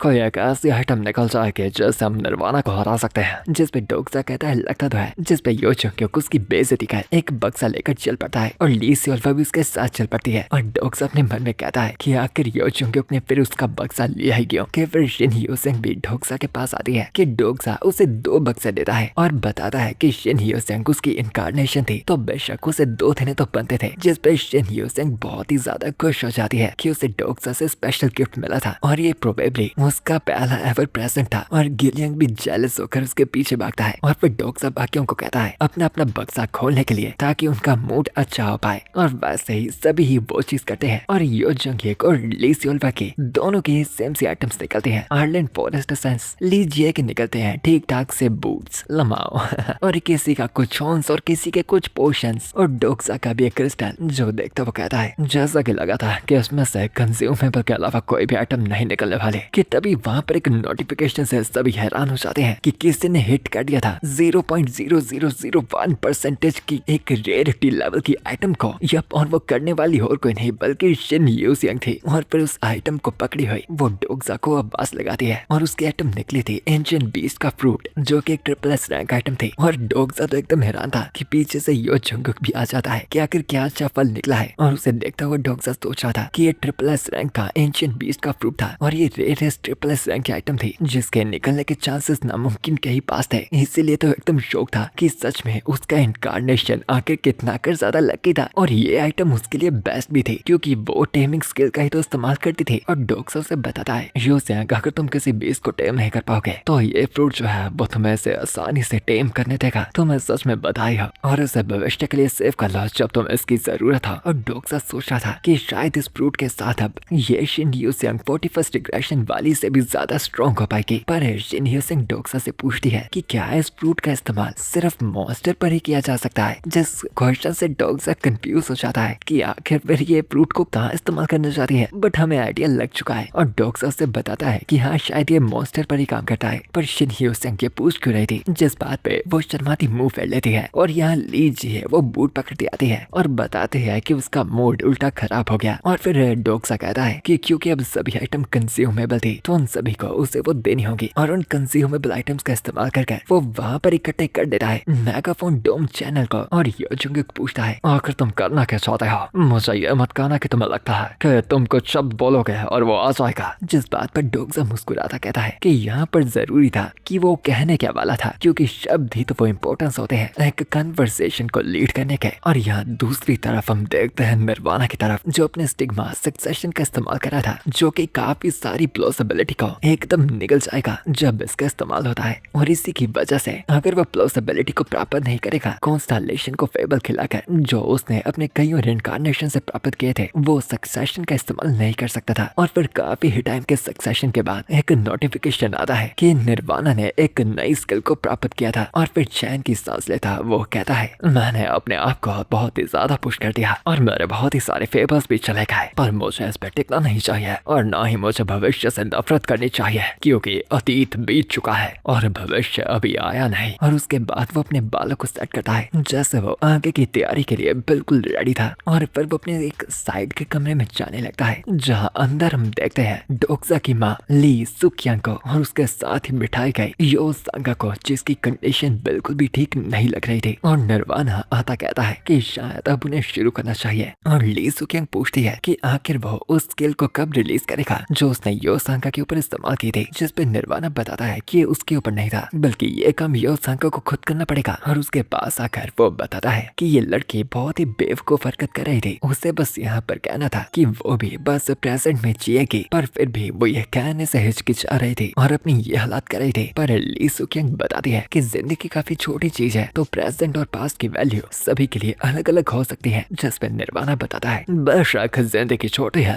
इसीलिए प्रेजेंट को और भी वैल्यू देनी चाहिए। ये एक बेवकूफ है जो वैल्यू को समझते नहीं, जबकि इससे बदले में मौत का वरदान मिल रहा है। पर सुकियांग बताती है कि निर्वाणा को किसी के प्रेजेंट को जज करने की जरूरत नहीं, क्योंकि यो सांगा पूरी जान लगा रही थी प्रेजेंट में जीने के लिए। और जो व्यक्ति इस शब्द का मतलब नहीं समझता था वो निर्वाणा था, वो जिसने लगातार इस जिंदगी की साइकिल को बार बार जिया था। आखिर वो प्रेजेंट की वैल्यू को क्या ही जानेगा। और निर्वाणा उसकी तरफ लंबा घूरता तो है, पर ली सुकियांग की आंखों में एक झपट तक भी नहीं आती। और फिर उसके पास बैठता वो कहता है कि वो लोती वजह कि वो ली सुकियांग को जिंदा रख रहा था वो थे क्योंकि ली सुकियांग की कहानियों की अभी कुछ वैल्यू थी, और वो यहाँ पर उससे एक इन्फॉर्मेशन लेने आया था। और वो वापस से पूछती भी है कि आखिर वो जानना क्या चाहता था, जिस पे निर्वाणा कहता है कि उसे इनकारनेशन किम डोक्सा के बारे में जानना था। पर सुकियांग साफ मना करती है कि उसे नहीं पता कि वो कौन था, जिस पे निर्वाणा कहता है कि झूठ बोलने की जरूरत नहीं है, क्योंकि उसे पहले से पता चल चुका है कि किम डोक्सा उसका ही बेटा था। वो न्यूट्रल बंदे ने उसे पहले ही बता दिया था। सच में क्या हरामखोर इंसान है ये बंदा पक्का बाद में कुछ बड़ा कांड करेगा, मैं कह रहा हूँ। और फिर सुकियांग बताती है कि वो बचपन से ही अपने बेटे के साथ बिछड़ गई थी, तो उसे कुछ भी आइडिया नहीं था कि उसने अपनी जिंदगी को कैसे जिया था। कि तभी निर्वाणा अपनी एक स्किल का इस्तेमाल करता है और सुकियांग को बताता है कि उस चीज के बारे में तो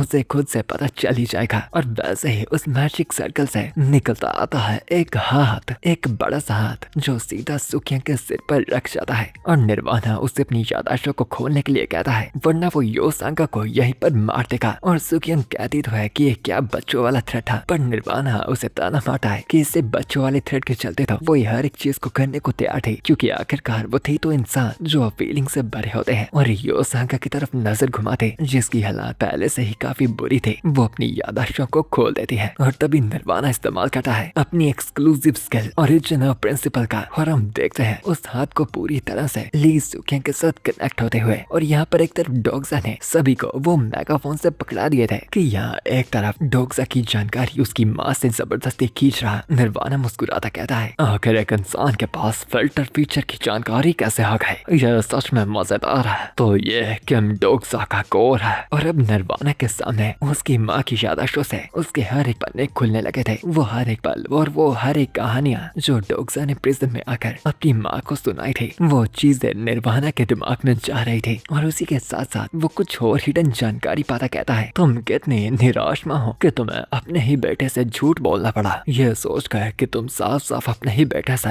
उसकी जिंदगी के बारे में इतना बड़ा झूठ बोलोगे। और सुकियांग साफ बताती है कि निर्वाणा उस बच्चे के खिलाफ बिल्कुल नहीं जीत सकता, जिस पे वो बताता है कि वो मानता है कि किम डोक्सा एक बहुत ही इंटरेस्टिंग इनकारनेशन था, एक ऐसा इनकारनेशन जिसने उसे सक्सेशन का इस्तेमाल करवा दिया था, पर आज जाकर वो था तो एक इंसान ही। और उसके बारे में बस इतना था कि यहाँ बाहर किम डोक्सा माइक का इस्तेमाल करता चिल्लाता है, माइक टेस्टिंग, साल्वेशन चर्च के लीडर। और ये आवाज जाती है सीधा निर्वाणा तक, और डोक्सा कहता है, निर्वाणा मोएबियस, मैं तुमसे एक ड्यूल लड़ना चाहता हूँ, और ये ड्यूल लड़ा जाएगा ड्वांगवा मून में, और टाइम रखा जाएगा दोपहर के 2 बजे और तुम्हारा ओपोनेंट होने वाला है और कोई नहीं बल्कि द सुप्रीम किम यो जंग्यक। और तुम दोनों में से जो भी विजेता निकलेगा वो बेशक ताकतवर होगा और यहीं पर डिसाइड किया जाएगा कि सबसे ताकतवर कौन है और सियोल डोम को कैसे बचाया जा सकता है। अगर तुम यहाँ पर सच में प्रेजेंट में जीते हो तो इस ड्यूल से भागना मत। और निर्वाणा उस अनाउंसमेंट को सुनता ही कहता है इस बच्चे ने मेगाफोन का इस्तेमाल किया ताकि सभी इसकी बातों को सुन पाए और प्रेजेंट शब्द का भी इस्तेमाल किया मुझे लड़ाने के बहाने के तौर पे। शायद ये इस लड़ाई को ऐसी लड़ाई बनाना चाहता है जिससे मैं भाग ना पाऊँ। और डोगजा की माँ उस पर प्राउड हुई कहती है वो ताकतवर भी है और समझदार भी और उसे पता है कि वो क्या कर रहा है और वो जो भी कर रहा है वो उसे करने में बाकी सभी से ही बेहतर है। और निर्वाणा बताता है कि हाँ उसका बेटा भड़काने में अच्छा होगा पर उसकी किस्मत बुरी थी कि उसका ऑब्जेक्टिव इस सिनेरियो को पार करना नहीं था कि तभी डोगजा कंटिन्यू करता है। और हाँ मैं पक्का जानता हूँ इस लड़ाई में आना तुम्हारे उस ग्रेट प्लान का पार्ट नहीं होगा पर अगर तुम यहाँ पर आते हो मैं तुम्हें यहाँ पर मौका दूंगा यो जोंग्यो के साथ एक होने का। और बस निर्वाणा के लिए ये अनाउंसमेंट काफी थी। उसकी रूह इस शब्दों को सुनकर ही उठ जाती है। वो हद से ज्यादा एनर्जेटिक हो जाता है और मुस्कुराते हुए ली सुक्यों कहते हैं देखा मैंने तुम्हें बताया था कि तुम मुझसे हार जाओगे और अभी तो ये बस एक चैलेंज था। और यहाँ वापस डोक्सा की तरफ हम आते हैं और मिनजीवन कहती है कि उसे यकीन नहीं होता कि डोक्सा ने ऐसी अनाउंसमेंट कर दी जो कि सल्वेशन चर्च का लीडर भी एक्सेप्ट कर लेगा। पर वो बात छोड़ के वो डोक्सा से पूछते हैं कि वो ठीक तो था ना क्योंकि हाँ उसके मुंह के ऊपर चोट का निशान था क्योंकि एक्चुअली में डोक्सा के ये अनाउंसमेंट करने के बाद ही यो जोंग्यो कितना ही ज्यादा भड़क गया था कि उसने एक जान का मुक्का लगाकर सीधा ही डोक्सा को उड़ा डाला था और हीलिंग पोशंस भी था। डोक्सा बताता है कि अब उन्हें चलना चाहिए और वहाँ से चलते हुए डोक्सा सोच रहा था निर्वाणा ने पक्का अभी तक एक नई स्किल बना ली होगी और वो इस बार इतनी आसानी से हारेगा भी नहीं। पर यो जोंग्यो भी इस बार पूरी तरह से रेडी है तो सच में जानना चाहता हूँ कि इस बार इनकी लड़ाई में आखिर कौन जीता। पर फिलहाल के वक्त असली मुसीबत उनकी वो लड़ाई नहीं होगी बल्कि असली मुसीबत एक चीज है ये अजीब सा नोटिफिकेशन जो मेरे सर के ऊपर लटका हुआ है और शुरुआत से मुझे परेशान कर रहा है। ये मैसेज और पर हमें उसके पीछे का मैसेज दिखाया जाता है जिसमें साफ साफ शब्दों में लिखा था कि डोक्सा इस वक्त पूरे सियोल का सबसे ज्यादा ताकतवर इनकार्नेशन था। यह सबसे ताकतवर हमारा गोट ही था। और उस मैसेज को देखकर डोक्सा कहता है कि अब उसे इसका क्या करना चाहिए। और बाहर हम देखते हैं कि कितनी कर ज्यादा तबाही हो रखी थी। कई इंसान मॉन्स्टर्स द्वारा बहुत ही बदतर तरीके मारे गए थे और तभी उस रास्ते से आते हैं जंग हेवन और उसे सपोर्ट करता हुआ ह्यून सेंग।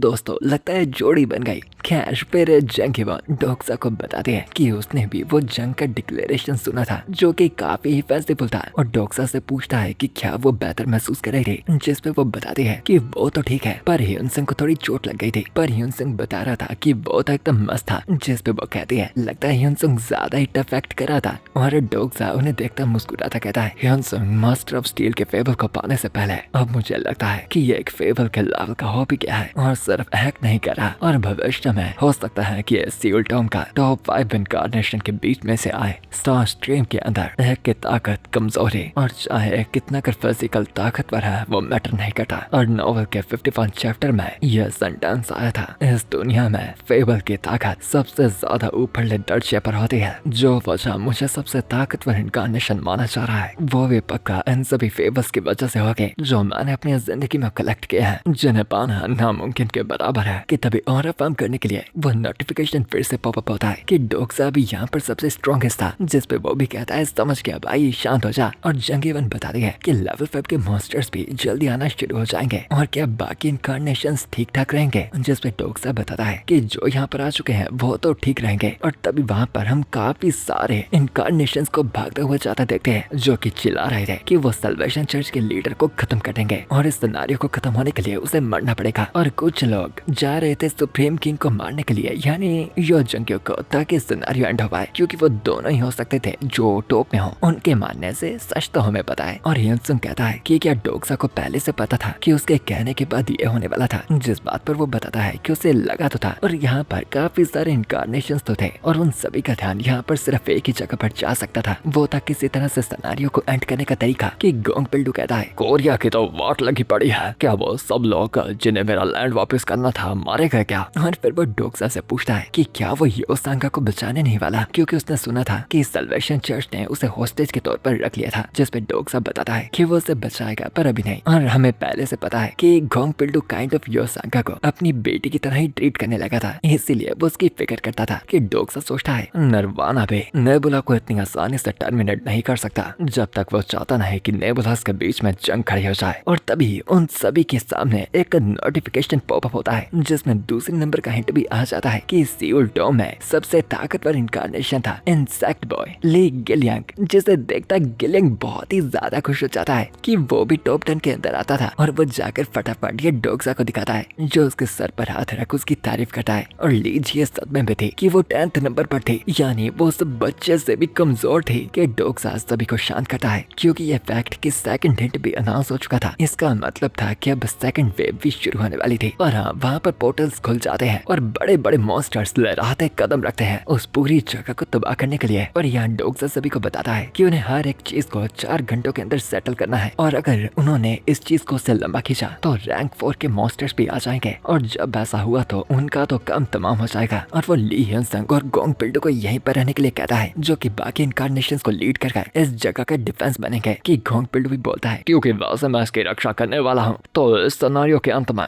ग्वांग्वामोन भी मेरा लैंड बन जाएगा, है ना? भाई लैंड के अलावा भी कुछ सोच ले यार। कि डोक्सा फिर अपनी बाकी टीम को उसे फॉलो करने के लिए कहता है और वो आ जाते हैं एक बहुत बड़े से बने गए स्टेडियम को तैयार की हुई जगह पर, जहाँ पर बाकी इनकारनेशंस भी आकर इकट्ठा हो रखे थे। और तभी वहाँ पर उस जगह के ऊपर मौजूद और कोई नहीं बल्कि न्यूट्रल किंग था, जो एक अनाउंसमेंट करता बता रहा था, इनकारनेशंस हमारा असली दुश्मन आखिर है कौन? आखिर हम अपनी तलवार को एक दूसरे के खिलाफ ही क्यों कर रहे हैं? और डोक्सा द्वारा हम जानते हैं वो इस्तेमाल कर रहा था साउंड एम्पलीफिकेशन का। और वो बताता है कि वो जानता है सभी की फीलिंग्स को जो यहाँ तक टिक पाए हैं, पर चाहे वो सल्वेशन चर्च हो या फिर बाकी फोर्सेस, वहाँ जाकर वो सारे के सारे कमजोर इंसान हैं। वो सभी के सभी सिर्फ विक्टिम्स हैं जो इस सिनेरियो में फंस गए थे। कि इनकारनेशन चिढ़ते बताते हैं कि इस जंग को पहले चर्च ने शुरू किया था, तो इसलिए उस चर्च को खत्म कर देना चाहिए। कि वो न्यूट्रल किंग बताता है कि वो मॉन्स्टर्स जल्दी यहाँ पर आ जाएंगे, और अगर वो ऐसे सिचुएशन में आपस में लड़ते रहे तो सियोल पक्का पूरी तरह से तबाह हो जाएगा। और वैसे भी सभी तो पक्का जानते ही होंगे कि अगर इस सिनेरियो का सबसे ताकतवर व्यक्ति मारा जाए तो बाकी सभी बच पाएंगे। तो इसीलिए यहाँ पर लड़ने के लिए वो दो हीरोज खुद प्रकट हुए थे, वो स्ट्रॉन्गेस्ट इनकारनेशन जो कि इस राउंड को बचाएंगे। और उसका ऐसे अनाउंस करते ही उस अरीना के बीच में से निकलते आते हैं, एक तरफ से यो जुंग्योक और दूसरी तरफ से निर्वाणा। और ये देखता डोक्सा फटाफट आगे की तरफ जाता है, पर उस जगह पर एक बैरियर बना रखा गया था जिससे वो अंदर नहीं जा पाता। और नोटिफिकेशन आता है कि ये जियोनिल्डो का स्टिग्मा था, फेयर फाइट लेवल 3, जिसकी वजह से फाइटर्स को छोड़कर कोई और इनकारनेशन स्टेज के अंदर एंटर नहीं कर सकता था। जिस पे डोक्सा कहता है, डैम इट, इसने पहले से ही प्रिंस गुआंगा का स्टिग्मा एक्टिवेट कर दिया है। और जब डोक्सा पीछे मुड़कर देखता है तो बाकी लोग अब एकदम शांत हो चुके थे और अजीब सी नजरों से उस लड़ाई की तरफ देख रहे थे, क्योंकि वो सोच रहे थे कि अगर ये दोनों आपस में लड़े, चाहे दोनों में से कोई भी ताकतवर हो, फायदा तो सिर्फ उनका ही होगा। क्योंकि ऐसा हो सकता है इनमें से जो भी मारा जाए वो पहले स्ट्रॉन्गेस्ट हो, या जो बच्चा है वो तो घायल होगा। और उनकी शक्लें देखते ही डोक्सा जान जाता है कि उनके मन में कैसे ख्याल चल रहे होंगे, क्योंकि सभी इंसान डरपोक होते हैं। और निर्वाणा अच्छी तरह से जानता है कि इंसान ऐसे सबसे ज्यादा डरपोक कैसे बनते हैं। इसलिए डोक्सा फैसला लेता जंग हेवन और ली जे को बताता है, जाओ जियोनिल्डो को मार दो। हाँ, वो सीधा उन्हें उससे न्यूट्रल किंग को मारने के लिए कहता है ताकि वो अंदर एंटर कर पाए। कि तभी ही वो डोकाक भी प्रकट होता आता है और बताता है कि यहाँ पर तो काफी इंटरेस्टिंग चीज चल रही थी, और क्योंकि ये लड़ाई बहुत ही मजेदार होने वाली थी, इसलिए वो उस लड़ाई को सभी के देखने लायक बना देता है और उसे बहुत ही बड़ा शोकेस करता है ताकि सभी दूर दूर से देख पाए। और निर्वाणा और यो जुंग्योक तेजी से एक दूसरे के खिलाफ लड़ने के लिए बढ़ते हैं। और यहाँ बाहर की तरफ उसी पाल जंग हिवन और ली जी है, दोनों तरफ से जियोनिल्डो को घेर लेती है। और बाहर ली हियनसंग और गोंग पिल्डू डिफेंस के लिए लड़ रहे थे उन मॉन्स्टर्स के खिलाफ। और यहाँ डोक्सा के मन में पहले से ही एक ऑलरेडी प्लान चल रहा था जिसका आउटकम उसने पहले से सोच रखा था।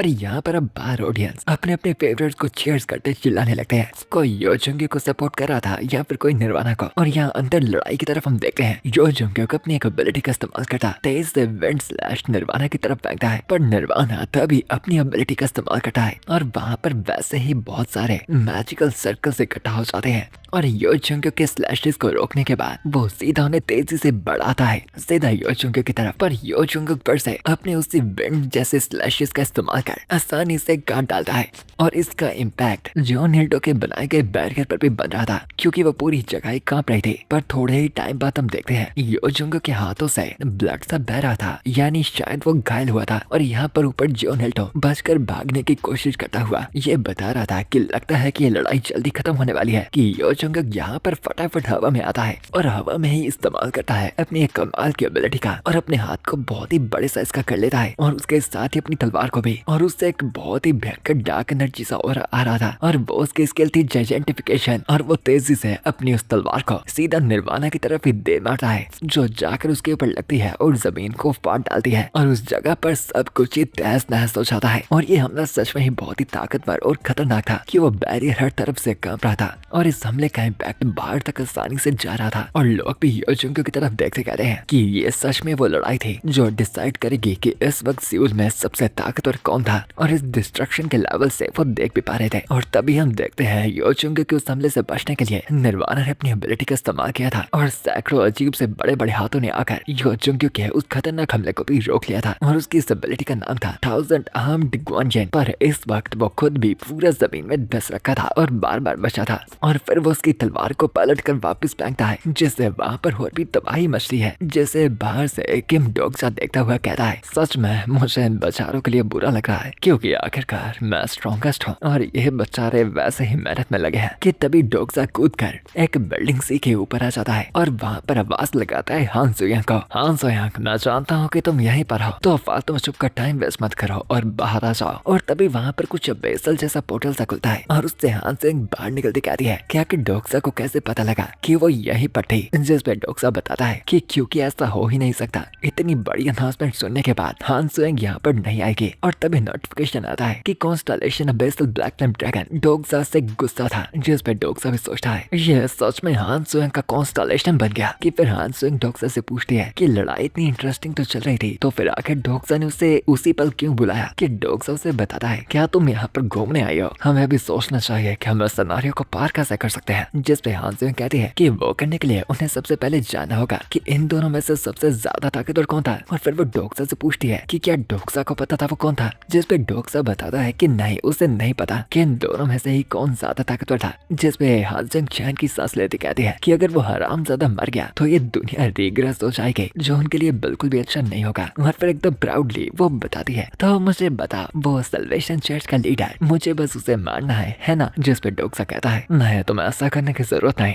क्योंकि वो सबसे ताकतवर नहीं है। जिसमें हान सुयांग कंफ्यूज हुई कहती है क्या अगर वो ताकतवर नहीं है तो हम क्या करेंगे। फिर आखिर मुझे किसे मारना होगा क्योंकि दूसरे हरामखोर को मारने से ये दुनिया रिग्रेस हो सकती है। कि तभी डोगसा एक कमाल की रेस के साथ हान सुयांग की तरफ देखता है। डैम, और लोग इसे अगली किंग कहते हैं। अगर ऐसा है तो फिर मेरे सिपाही क्या है इस वीडियो को देखने वाले। हाँ, मजाक था। और हान सुयांग तभी डोगसा के इस नजरिए का मतलब समझ आती है और एकदम हैरानी से कहती है कि ऐसा नहीं हो सकता। और यहाँ पर जंग के मैदान में इनकी एकदम तबाही मच रखी थी। यो जंग अपनी ताकत से और निर्वाणा अपनी बराबर ताकत से एक दूसरे पर हमले करने लगे थे। और निर्वाणा यो जंग के वो तेज तलवारों के स्लैशेस को सहता है, पर बदले में यहाँ पर यो जंग के भी काफी कट लगते हैं और दोनों का ही खून लगातार बह रहा था। जो देखते हुए डोका भी इसकी बातें कर रहे थे कि ये फाइट तो उससे भी ज्यादा जल्दी अंत होने वाली थी जितना उन्होंने सोचा था। और इसके मजे के लिए उन्होंने पहले हिंट तक भी दे दिया था, पर अगर ऐसा चला तो उन्हें मजा नहीं आएगा। जिस पे फिर दूसरे वाला कहता है कि फिर उन्हें काम करना चाहिए और हिंट्स को जल्दी से जल्दी अनाउंस करना चाहिए। और फिर अगले भी हिंट में सीधे 3 नाम आते हैं। 8th स्ट्रॉन्गेस्ट से यो सांगा थी, 7th स्ट्रॉन्गेस्ट गोंग पिल्डू था, 6th स्ट्रॉन्गेस्ट जंगीवन थे। जिस पे जंगीवन भी कहती है हाँ तो मैं 6ठे नंबर पर आई हूँ। कि जियो उससे जेलस होकर कहती है वो तो 10वें पर आई है। और फिर वो अपने पैरों पे दबे जियोनाल्डो को कुचलती कहती है कि क्या उन्हें इस बंदे को बीटना चाहिए। कि जियोनाल्डो पूछता है कि आखिर वो लोग उसकी इन्फेक्शन से कैसे बच गए। कि हेवन उसे कूटती कहती है ज्यादा क्वेश्चन ना पूछने को, और साथ ही में अगर वो इस बैरियर को नहीं हटाता तो वो उसे यहीं पर मार डालेगी। कि जियोनाल्डो कहता है कि अगर वो लोग उसे यहाँ पर मार भी देते हैं तो उसका बैरियर बंद नहीं होगा। और फिर वो लोग उसे वहीं पर बेहोश कर डालते हैं और जंग गिवन डोगजा को आवाज देते कुछ बताने ही वाली थी, पर वो जब नीचे देखती है तो डोगजा वहाँ पर मौजूद नहीं था और छोटा गिलियंग और यूसियंग भी बता रहे थे कि उन्हें भी आइडिया नहीं कि वो गया कहाँ पर। और फिर यहाँ पर 5वां स्ट्रॉन्गेस्ट इनकार्नेशन भी रिवील हो जाता है जो था ली ह्यूनसंग। क्या जंग के मैदान में जब ह्यूनसंग एक आसानी से मुक्का मारता है तो मॉन्स्टर दूर दूर पटक कर जा रहे थे। पहले से इतना ज्यादा ताकतवर हो गया था वो। और फिर चौथा सबसे स्ट्रॉन्गेस्ट इनकार्नेशन भी रिवील हो जाता है जो थे हान सुयांग। और यहाँ पर हान सुयांग ये देखती हुई कहती है, तो मैं सच में चौथे नंबर पर आई हूँ। और उसके पास से कोई लेट रखा हुआ था और हम देखते हैं कि वो और कोई नहीं बल्कि किम डोगसा था जिसके सीने में खंजर दब रखा था। और हान सुयांग उसे देखती कहती है, किम डोगसा क्या तुम सच में ही ऐसे मरने वाले हो सिर्फ के सिर्फ मुझे नंबर 3 बनाने के लिए। और हान सुयांग की मुस्कुराहट को देख कर ही पता लग रहा था कि चीजें यहाँ पर कुछ स्पेशल होने वाली थी कि फिर उसके पास ही बैठे हान सुयांग उसे ध्यान से देखते हुए कहती है कि किम डोगसा देखने में इतना भी बुरा नहीं लगता। और वो थोड़ी चिंता करती सोचती है कि उसने डोगसा को स्टेप इसलिए किया था क्योंकि डोगसा ने उसे खुद कहा था, पर वो उम्मीद करती है कि वो सच में मारा न गया हो। कि तभी पीछे से उससे एक धमाका सा महसूस होता है और वो मुड़कर देखती है तो ढोका भी अनाउंस कर रहे थे कि अब सिर्फ पावर लेवल की टॉप की 3 रैंक से बची थी। और बेशक सभी एक्साइटेड और उत्सुक होंगे जानने के लिए कि आखिर सबसे ताकतवर कौन था जिसके लिए उन्हें वेट करना होगा बस थोड़ा और, क्योंकि रैंकिंग सब आने ही वाली थी। जो सुनते ही कॉन्स्टेलेशन सीक्रेटिव प्लॉटर उसने लड़ाई को देखा एकदम दिल से मचला हुआ था कि सबसे ताकतवर कौन होगा। मंकी किंग तो अपने बालों यानी फर को खींच रहा था और बाकी कॉन्स्टेलेशंस भी बहुत एक्साइटेड है कि यहाँ निर्वाणा अपने बहुत सारे हाथों से फिर से यो जुंग्यो की तरफ बढ़ा है कि अचानक तभी जुंग्यो महसूस करता है कि उसकी बॉडी टूट रही थी लगातार जेंटिफिकेशन को इस्तेमाल करने की वजह से। और जुंग्यो के मास्टर ने भी उसे ये बताया था कि जब तक जुंग्यो के स्टैट्स 3 डिजिट्स तक नहीं पहुंचते तब तक उसे स्किल का इस्तेमाल नहीं करना। पर यो जुंग्यो के इतने खतरनाक अपोनेंट से लड़ता हुआ कह रहा था कि फिर भी जिस रास्ते पर इस वक्त वो चल रहा था चाहे वो यहाँ पर अपनी सारी जान भी लगा देगा फिर भी जानने का कोई तरीका नहीं था कि वो इससे पार जा पाएगा या फिर नहीं। और तभी वो अपने उस ताकतवर बड़े से स्लैश से निर्वाणा के सभी हमलों को काट डालता है और उसके बड़े से हाथ उसे रोकने की कोशिश तो कर रहे थे पर जुंग्यो का वो स्लैश सभी को काट रहा था और वो बाहर एकदम उसके चेहरे के करीब आ चुका था। पर तभी निर्वाणा पूरा बैकअप होता हुआ अपने आखिरी सबसे ताकतवर बैरियर को लगाकर कुछ कर बचता है। जो देखता है योशिंग्यो कहता है कि वो निर्वाणा को मार सकता है। यही वो मौका था जब वो ये काम कर सकता था। और तभी जुंग्यो को एक नोटिफिकेशन आता है जो सिचुएशन को पूरी तरह से बदल देता है कि उसकी exclusive skill advanced mental barrier limit तक पहुंच चुकी थी। और उसके उस स्किल के बंद होने के बाद ही निर्वाणा अपना काम शुरू करता है। उसके दिमाग पर हैवी होने का ये थॉट वैक्सीन मेरी वो स्किल्स है जो निर्वाणा के थॉट इन्फेक्शन और इंटरनल नाइटमेयर से मुझे बचा कर रखते थे, पर आखिर उसने उन्हें तोड़ा कैसे। और तभी अपने सामने वो देखता है निर्वाणा को एक अलग स्किल का इस्तेमाल करते हुए जो थी 108 वरीज और वो 108 चिंताएं स्किल जुंग्यो के दिमाग को खाना शुरू कर देती है, मतलब फिजिकल तरीके से नहीं। और जुंग्यो का एडवांस्ड मेंटल बैरियर भी अब टूटना शुरू हो चुका था। और तभी यो जुंग्यो को आवाज आने लगती है निर्वाणा की जो उसे बता रहा था कि सिर्फ वो ही था जो उसे समझ सकता था और वो उससे एक होने के लिए कहता है कि उससे पहले यो जुंग्यो खोर कोई सदमे में चला जाता उससे आवाज आती है किम डोगसा की जो उसे कहता है इस गलती में बिल्कुल भी मत रहना कि तुम्हारा अगला रिग्रेशन बेहतर होगा अगर सिर्फ तुम इस वाले को छोड़ देते हो तो। ये रिग्रेशन जैसे तुम छोड़ने का सोच रहे हो ये वो लौता रिग्रेशन हो सकता है जिसमें तुम इस दुनिया को एक इंसान के तौर पे देख पाओ। हाँ, उसके दिमाग के अंदर किम डोगसा आ चुका था और यो जुंग्यो बस एकदम हैरानी से देख रहा था कि आखिर ये बड़वा हर जगह पर पहुंच कैसे जाता है। मतलब कुछ ऐसा ही सोच रहा होगा वो कि डोगसा भी मुस्कुराता है और कहता है कि आखिरकार यो जुंग्यो को याद आ ही गया और अब वो उसे थोड़ी देर के लिए ब्रेक लेने के लिए कहता है। और फिर अगले पल जब वापस से फिजिकल फॉर्म में जब यो जुंग्यो की आंखें खुलती है तो उसकी बॉडी में असल में किम डोगसा आ चुका था, यानी उसका first person point of view activate हो चुका था। और अपने सामने निर्वाणा ये देखता कहता है कि आखिर यो जुंग्यो ने 108 वरीज को काउंटर कैसे कर डाला कि यहाँ पर डोगसा अपने मुखों को कैसा कहता है। तो ये है असली फर्स्ट पर्सन, इतनी कमाल की ताकत और एक ऐसी बॉडी जिसमें परफेक्ट मसल्स हो। मुझ में ऐसा कॉन्फिडेंस आ रहा है जैसे मैं अभी कुछ भी कर सकता हूँ। और ये चीज देखकर कि मैं यो जुंग्यो को पोसेस कर पाया हूँ, यानी हान सुयांग ने अपना काम एकदम अच्छे से किया है और मेरे प्लान के अकॉर्डिंग मेरी असली बॉडी के सांस है अगले 5 मिनट के अंदर बंद हो जाएंगे। और यहाँ पर बाहर हान सुयांग डोगसा के चेहरे के साथ पंगे ले रही थी और उसे मुस्कुराहट देने की कोशिश कर रही थी कि यहाँ पर निर्वाणा वापिस अपनी स्किल 108 वरीज का इस्तेमाल करता है कि शायद 10 बार तक कुछ हो जाएगा। और उससे पहले उसकी एबिलिटी जाकर उसे छूती तब यो जुंग्यो की बॉडी के अंदर भी डोग्जा की फोर्थ वॉल एक्टिवेट हो जाती है और 108 बरिस के हर एक फैक्ट को पूरी तरह से खत्म कर डालती है। जो देखता घबराया निर्वाणा कहता है, आखिर ये सेंसेशन यो चुंक्यो की नहीं थे, आखिर तुम कौन हो? कि तभी उसकी आंखें ब्लिंक होने से पहले ही डोग्जा का एक तेज मुक्का आकर उसे न जाने कितनी दूर पार गिराता है और निर्वाणा दूर चीजों को तोड़ता जाता है, फ्लैट हो जाता है और दर्द में चिल्लाता गिर जाता है। और फिर डोग्जा कहता है, ये सोच रहा कि मुझे मौत का मतलब नहीं पता, जब मैं इतनी सारी मौतों से गुजर चुका हूँ, क्या मजाक की बात है? और असल में क्योंकि मौत सिर्फ एक बार आती है, इसीलिए ही तो मौत को मौत कहा जाता है। कि फिर डोग्जा उसकी तरफ बढ़ता कहता है कि निर्वाणा वो व्यक्ति है जो प्रेजेंट में रह भी नहीं सकता और वही लोगों को ज्ञान देता था प्रेजेंट के बारे में। इससे ज्यादा वाहियात बात कोई हो ही नहीं सकती थी। कि निर्वाणा एकदम पिटा हुआ डोग्जा से पूछता है कि आखिर वो उसके बारे में कैसे जानता था। कि डोग्जा उसे एक थप्पड़ मारता है और बताता है कि वो उसके बारे में अच्छे से जानता है और मैं वो वजह भी जानता हूँ जिसके लिए तुम यो चंक्यो के साथ एक होना चाहते हो। वो वजह भी जिसके लिए तुमने ये सल्वेशन चर्च की चीजों को पुश किया। वो वजह भी कि तुम ये चीजें किसके लिए पाना चाहते हो। कि फिर निर्वाणा चिल्लाता है, बेवकूफ इंसान, मैं नहीं जानता कि तुम कौन हो, पर यहाँ पर कुछ भी करने का कोई भी फायदा नहीं है। अगर तुम यहाँ पर मुझे मार भी देते हो, यो चुंक्यो यहाँ पर मारा जाएगा। इस सिनेरियो को तबाही तक जाने से कोई भी नहीं रोक सकता। ये दुनिया फिर से रिपीट होगी और तबाही एक बार फिर से आएगी। मैं वापस से रीइंकार्नेट होऊंगा और यो चुंक्यो फिर से रीग्रेस होगा और दिन के अंत में हम फिर से एक हो जाएंगे। कि तभी ही रिवील होता है कि थर्ड सबसे स्ट्रॉन्गेस्ट और कोई नहीं बल्कि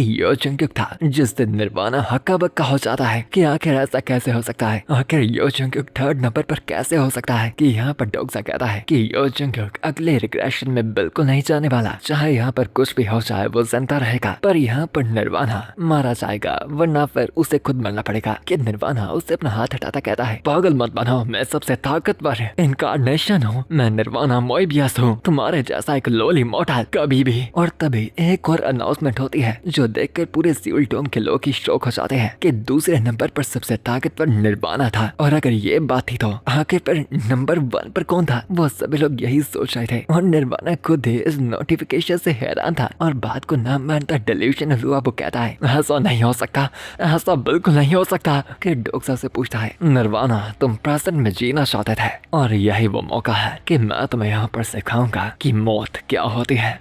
और अब बाकी लोग भी एकदम हक्के बक्के शौक हुए कहते हैं कि आखिर फिर स्ट्रॉन्गेस्ट था कौन और आखिर उनके साथ क्या होगा। अगर उन्हें पता ही नहीं है स्ट्रॉन्गेस्ट कौन है, यानी सिउल डोम की आधी इंसानियत को मरना पड़ेगा। और तभी उस जगह पर मॉन्स्टर्स भी ब्रेकआउट करना शुरू कर देते हैं और वहां तक पहुंच जाते हैं। और करंट इनकार्नेशंस का नंबर हमें बताया जाता है जो था 89,000, यानी बहुत तेजी से वो कम हो रहे थे। और यहाँ पर डोग्जा की टीम भी लग जाती है उन सभी मॉन्स्टर्स को रोकने के काम पर। कि यहाँ पर निर्वाणा थोड़ा दूर हो चिल्लाता कहता है, तुम मुझे मेरी मौत के बारे में बताओगे? मुझसे मजाक मत करो, मैं मरता नहीं हूँ, तुम चाहे कुछ भी कर लो, मैं असली मौत नहीं पा सकता। अगर मैं इतनी आसानी से मारा जाता तो मैं अभी तक इतनी मुश्किलों से नहीं गुजरा होता। कि डोग्जा अपना मुक्का कैसा कहता है, तुम मरना चाहते हो, तुम मर नहीं सकते है, इसलिए तुम दूसरों को मारते हो और अपने आप को इस तरह से कंफर्ट करते हो, इसलिए तो तुमने ये सल्वेशन के शब्द बाकी इनकार्नेशंस तक फैलाए। तुम एक सेकंड हैंड खुशी पाना चाहते थे, बाकियों को वो जिंदगी जीता देकर जिसके अंत में वो मारे जाते हो। तुम उनके उस इमोशंस के साथ एक होना चाहते थे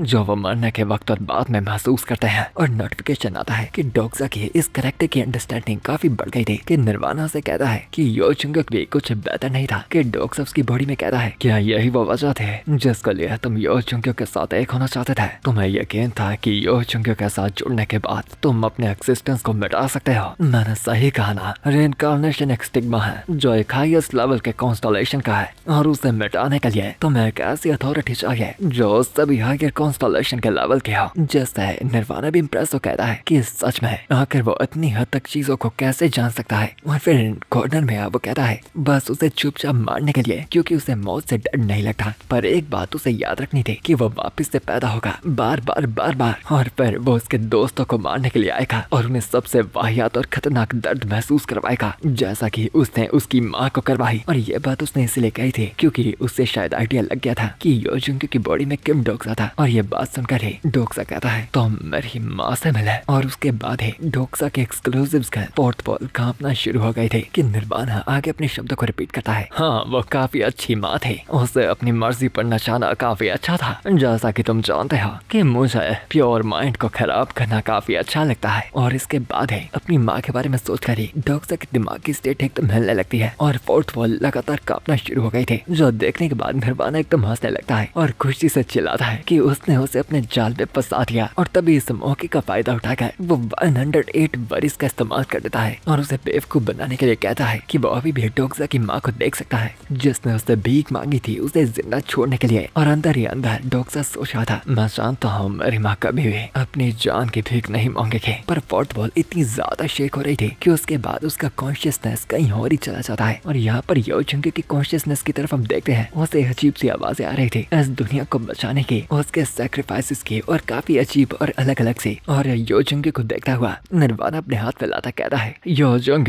आखिरकार तुमने मुझे अंदर आने दिया और साथ ही साथ तुम भी चले आए। बेशक। और ऐसा वो इसीलिए कह रहा था क्योंकि वहाँ पर डोक्सा का कॉन्शियसनेस आ गया था और वो खुद से योजुंग के कॉन्शियसनेस में मौजूद था। और वो समझ जाता है कि जिस पल फोर्थ पल कांपी थी, निर्वाणा ने उसी मौके का फायदा उठा लिया था। और डोक्सा सोच रहा था कि एक आत्मा के अंदर ही वो जगह है जहाँ पर प्लॉसिबिलिटी का सबसे कम इन्फ्लुएंस था, यानी यहाँ पर निर्वाणा अपनी कहानियों की ताकत को भी अच्छे से इस्तेमाल कर सकता था। यानी अब उसकी ताकत हद से ज्यादा बढ़ जाएगी। और तभी यहाँ पर निर्वाणा अपनी एक बहुत ही भयंकर और बड़ी सी फॉर्म में आ जाता है। उसके शरीर अलग अलग जानवरों से मिक्स हो चुके थे और वो डोक्सा के सामने एकदम विशाल गायक लग रहा था। और वो डोक्सा को बताता है, मैं निर्वाणा मोएबियस हूँ और मैं ही हूँ जो बेचारे सेंटिनेंट बीइंग्स को निर्वाणा में गाइड करता है। और वो फॉर्म देखकर डोक्सा कहता है कि निर्वाणा की ट्रू फॉर्म के खिलाफ कुछ करना मुश्किल होगा। पर फिर भी डोक्सा के चेहरे में एक मुस्कुराहट थी और डोक्सा से कहता है कि क्या निर्वाणा रीइंकार्नेशन के प्रिंसिपल्स को जानता था, यानी उनके रूल्स को। और वो बताता है, तुम्हारी आत्मा जुड़ी हुई है गार्डियन ऑफ मंडाला से, यानी वो मरने के बाद भी नीदर वर्ल्ड में नहीं जाएंगे। और ग्रेट सेंट के कमांड के चलते तुम लगातार नए पैदा हुए क्रीचर्स को पोसेस करोगे। जिस पर निर्वाणा पूछता है कि आखिर डोक्सा कहना क्या चाहता है, जिस पर डोक्सा एक बात को साफ करता उसे कहता है, मेरा मतलब निर्वाणा तुम इमॉर्टल नहीं हो। बेशक तुम्हारी बॉडी बार बार पैदा होगी पर तुम्हारी आत्मा नहीं। कि निर्वाणा उस बात को बकवास कहता, इस बार अपने बहुत ही ज्यादा ताकतवर बार का इस्तेमाल करता है कि शायद इससे तो वो डोक्सा के कॉन्शियसनेस को पकड़ ही लेगा। पर डोक्सा चुपचाप उसे देखता रहता है जैसे सब कुछ बस उसके प्लान के अकॉर्डिंग ही चल रहा था। कि तभी उससे पहले निर्वाणा के हाथ उसे छूते वो सभी के सभी किसी इनविंसिबल दीवार की वजह से रुक जाते हैं। और निर्वाणा को समझ नहीं आ रहा था कि वो अपनी ट्रू फॉर्म में था। वो इतना ज्यादा हद से ताकतवर था, उसे तो डोक्सा को आसानी से पकड़कर कुचल देना चाहिए था। पर आखिर वो उसे पकड़ तक भी क्यों नहीं पा रहा था। और वो चिल्लाता कहता है, इंसान आखिर तुमने क्या किया है। जिस पर डोक्सा मन में सोच रहा था कि अगर ये असली जिंदगी होती तो वो इस हमले से मारा जाता। पर यहाँ पर सब कुछ अलग था। उसने योजुंग को पोसेस कर रखा था। इसका मतलब था ये जो जगह थी वो योजुंग का कॉन्शियसनेस था और साथ ही साथ उसका भी। और वहाँ पर बहुत ही सारे पन्ने आ जाते हैं जहाँ पर बहुत ही अलग अलग सी बातें लिख रखी थी जो सब नॉवल से रिलेटेड थी। उसमें स्पॉइलर थे और अलग अलग जिंदगियों के बारे में लिखा था। और एक बड़ा सा नोटिफिकेशन आता है कि डोक्सा की exclusive skill fourth wall activate हो चुकी थी और अब ढेरों पन्ने जिसमें शायद पूरी नॉवल ही कवर हो जाए अब डोक्सा के सामने प्रकट हो गए थे। क्या कमाल की स्किल है ये फोर्थ वॉल, स्टार्ट से लेकर अब तक सबसे गोटेड।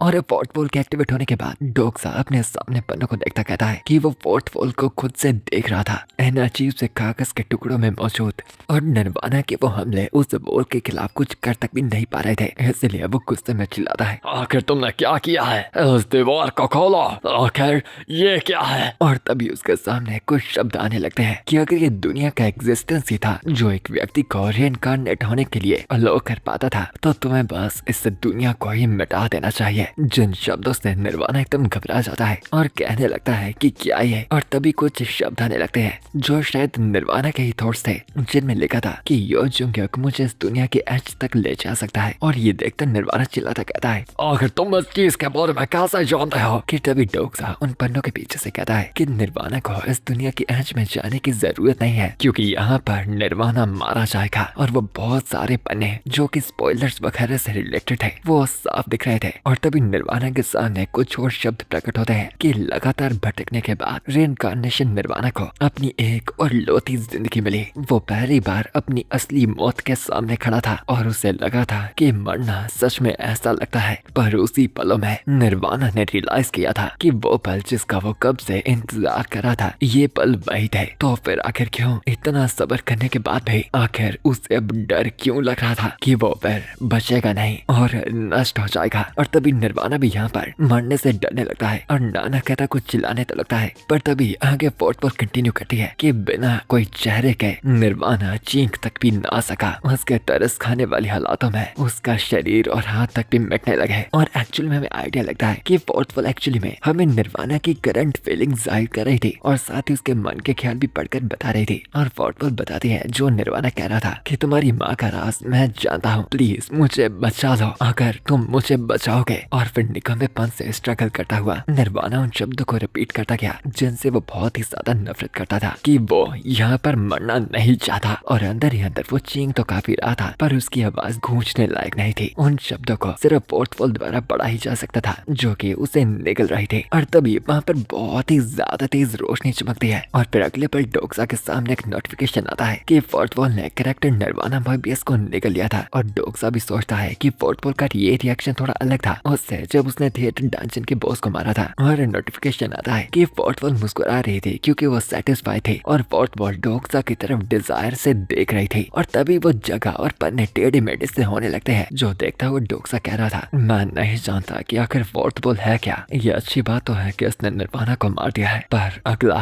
और तभी वहाँ पर कुछ और शब्द लिखे जाते हैं जो थोड़े भयानक थे। उसी पल किम डोक्सा ने अपने मन में ही सोचा क्या यही दीवार उसे एक दिन खा जाएगी। जो शब्द देखता डोक्सा भी हक्का बक्का था। और तभी जो निर्वाणा की स्किल 108 बरिस थे उसका इफेक्ट भी खुल गया था जिसके होते ही वापस से वो योजुंगू की बॉडी में जागता है और बाहर अनाउंसमेंट भी हो रही होती है कि सिनेरियो का अंत नजदीक आने वाला है। और अब वो अनाउंस करने वाले थे कि सबसे ज्यादा ताकतवर इनकारनेशन कौन था। और यहाँ पहली नस्ल हम देखते हैं कि बाहर से भी निर्वाणा का शरीर अब धूल में मिटना शुरू हो चुका था। और यहाँ पर डोका भी अनाउंस कर रहे होते हैं कि सबसे ज्यादा ताकतवर इनकारनेशन था। और डोक्सा भी उस अनाउंसमेंट को देखने वाला था कि नोटिफिकेशन आता है कि मेंटल पावर का ओवर यूज होने की वजह से और भी 3 स्टेज बंद हो रहा था इसलिए वो उसकी बॉडी से बाहर आ जाता है। और तभी सिर्फ एक नोटिफिकेशन प्रकट होता है कि प्लेयर मारा गया था। हाँ डोक्सा यहाँ पर मारा गया था। और फिर हमें सीधा टाइम बाद का समय दिखाया जाता है। बारिश का मौसम था, 2 दिन बीत चुके थे और डोक्सा की कॉफिन के लिए एक गड्ढा खोदा जा रहा था और डोक्सा की टीम एकदम टूट चुकी थी। सबसे ज्यादा बेशक छोटा गिलियांग और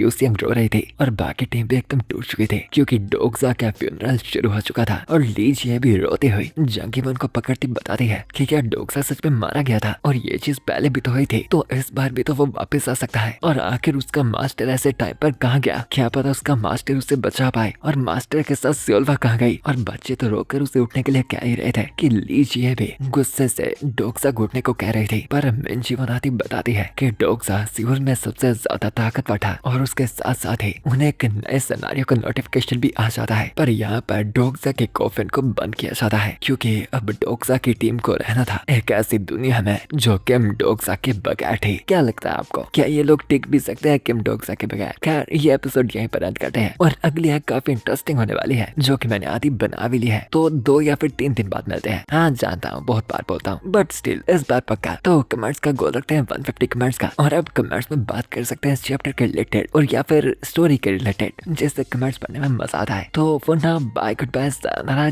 जाना।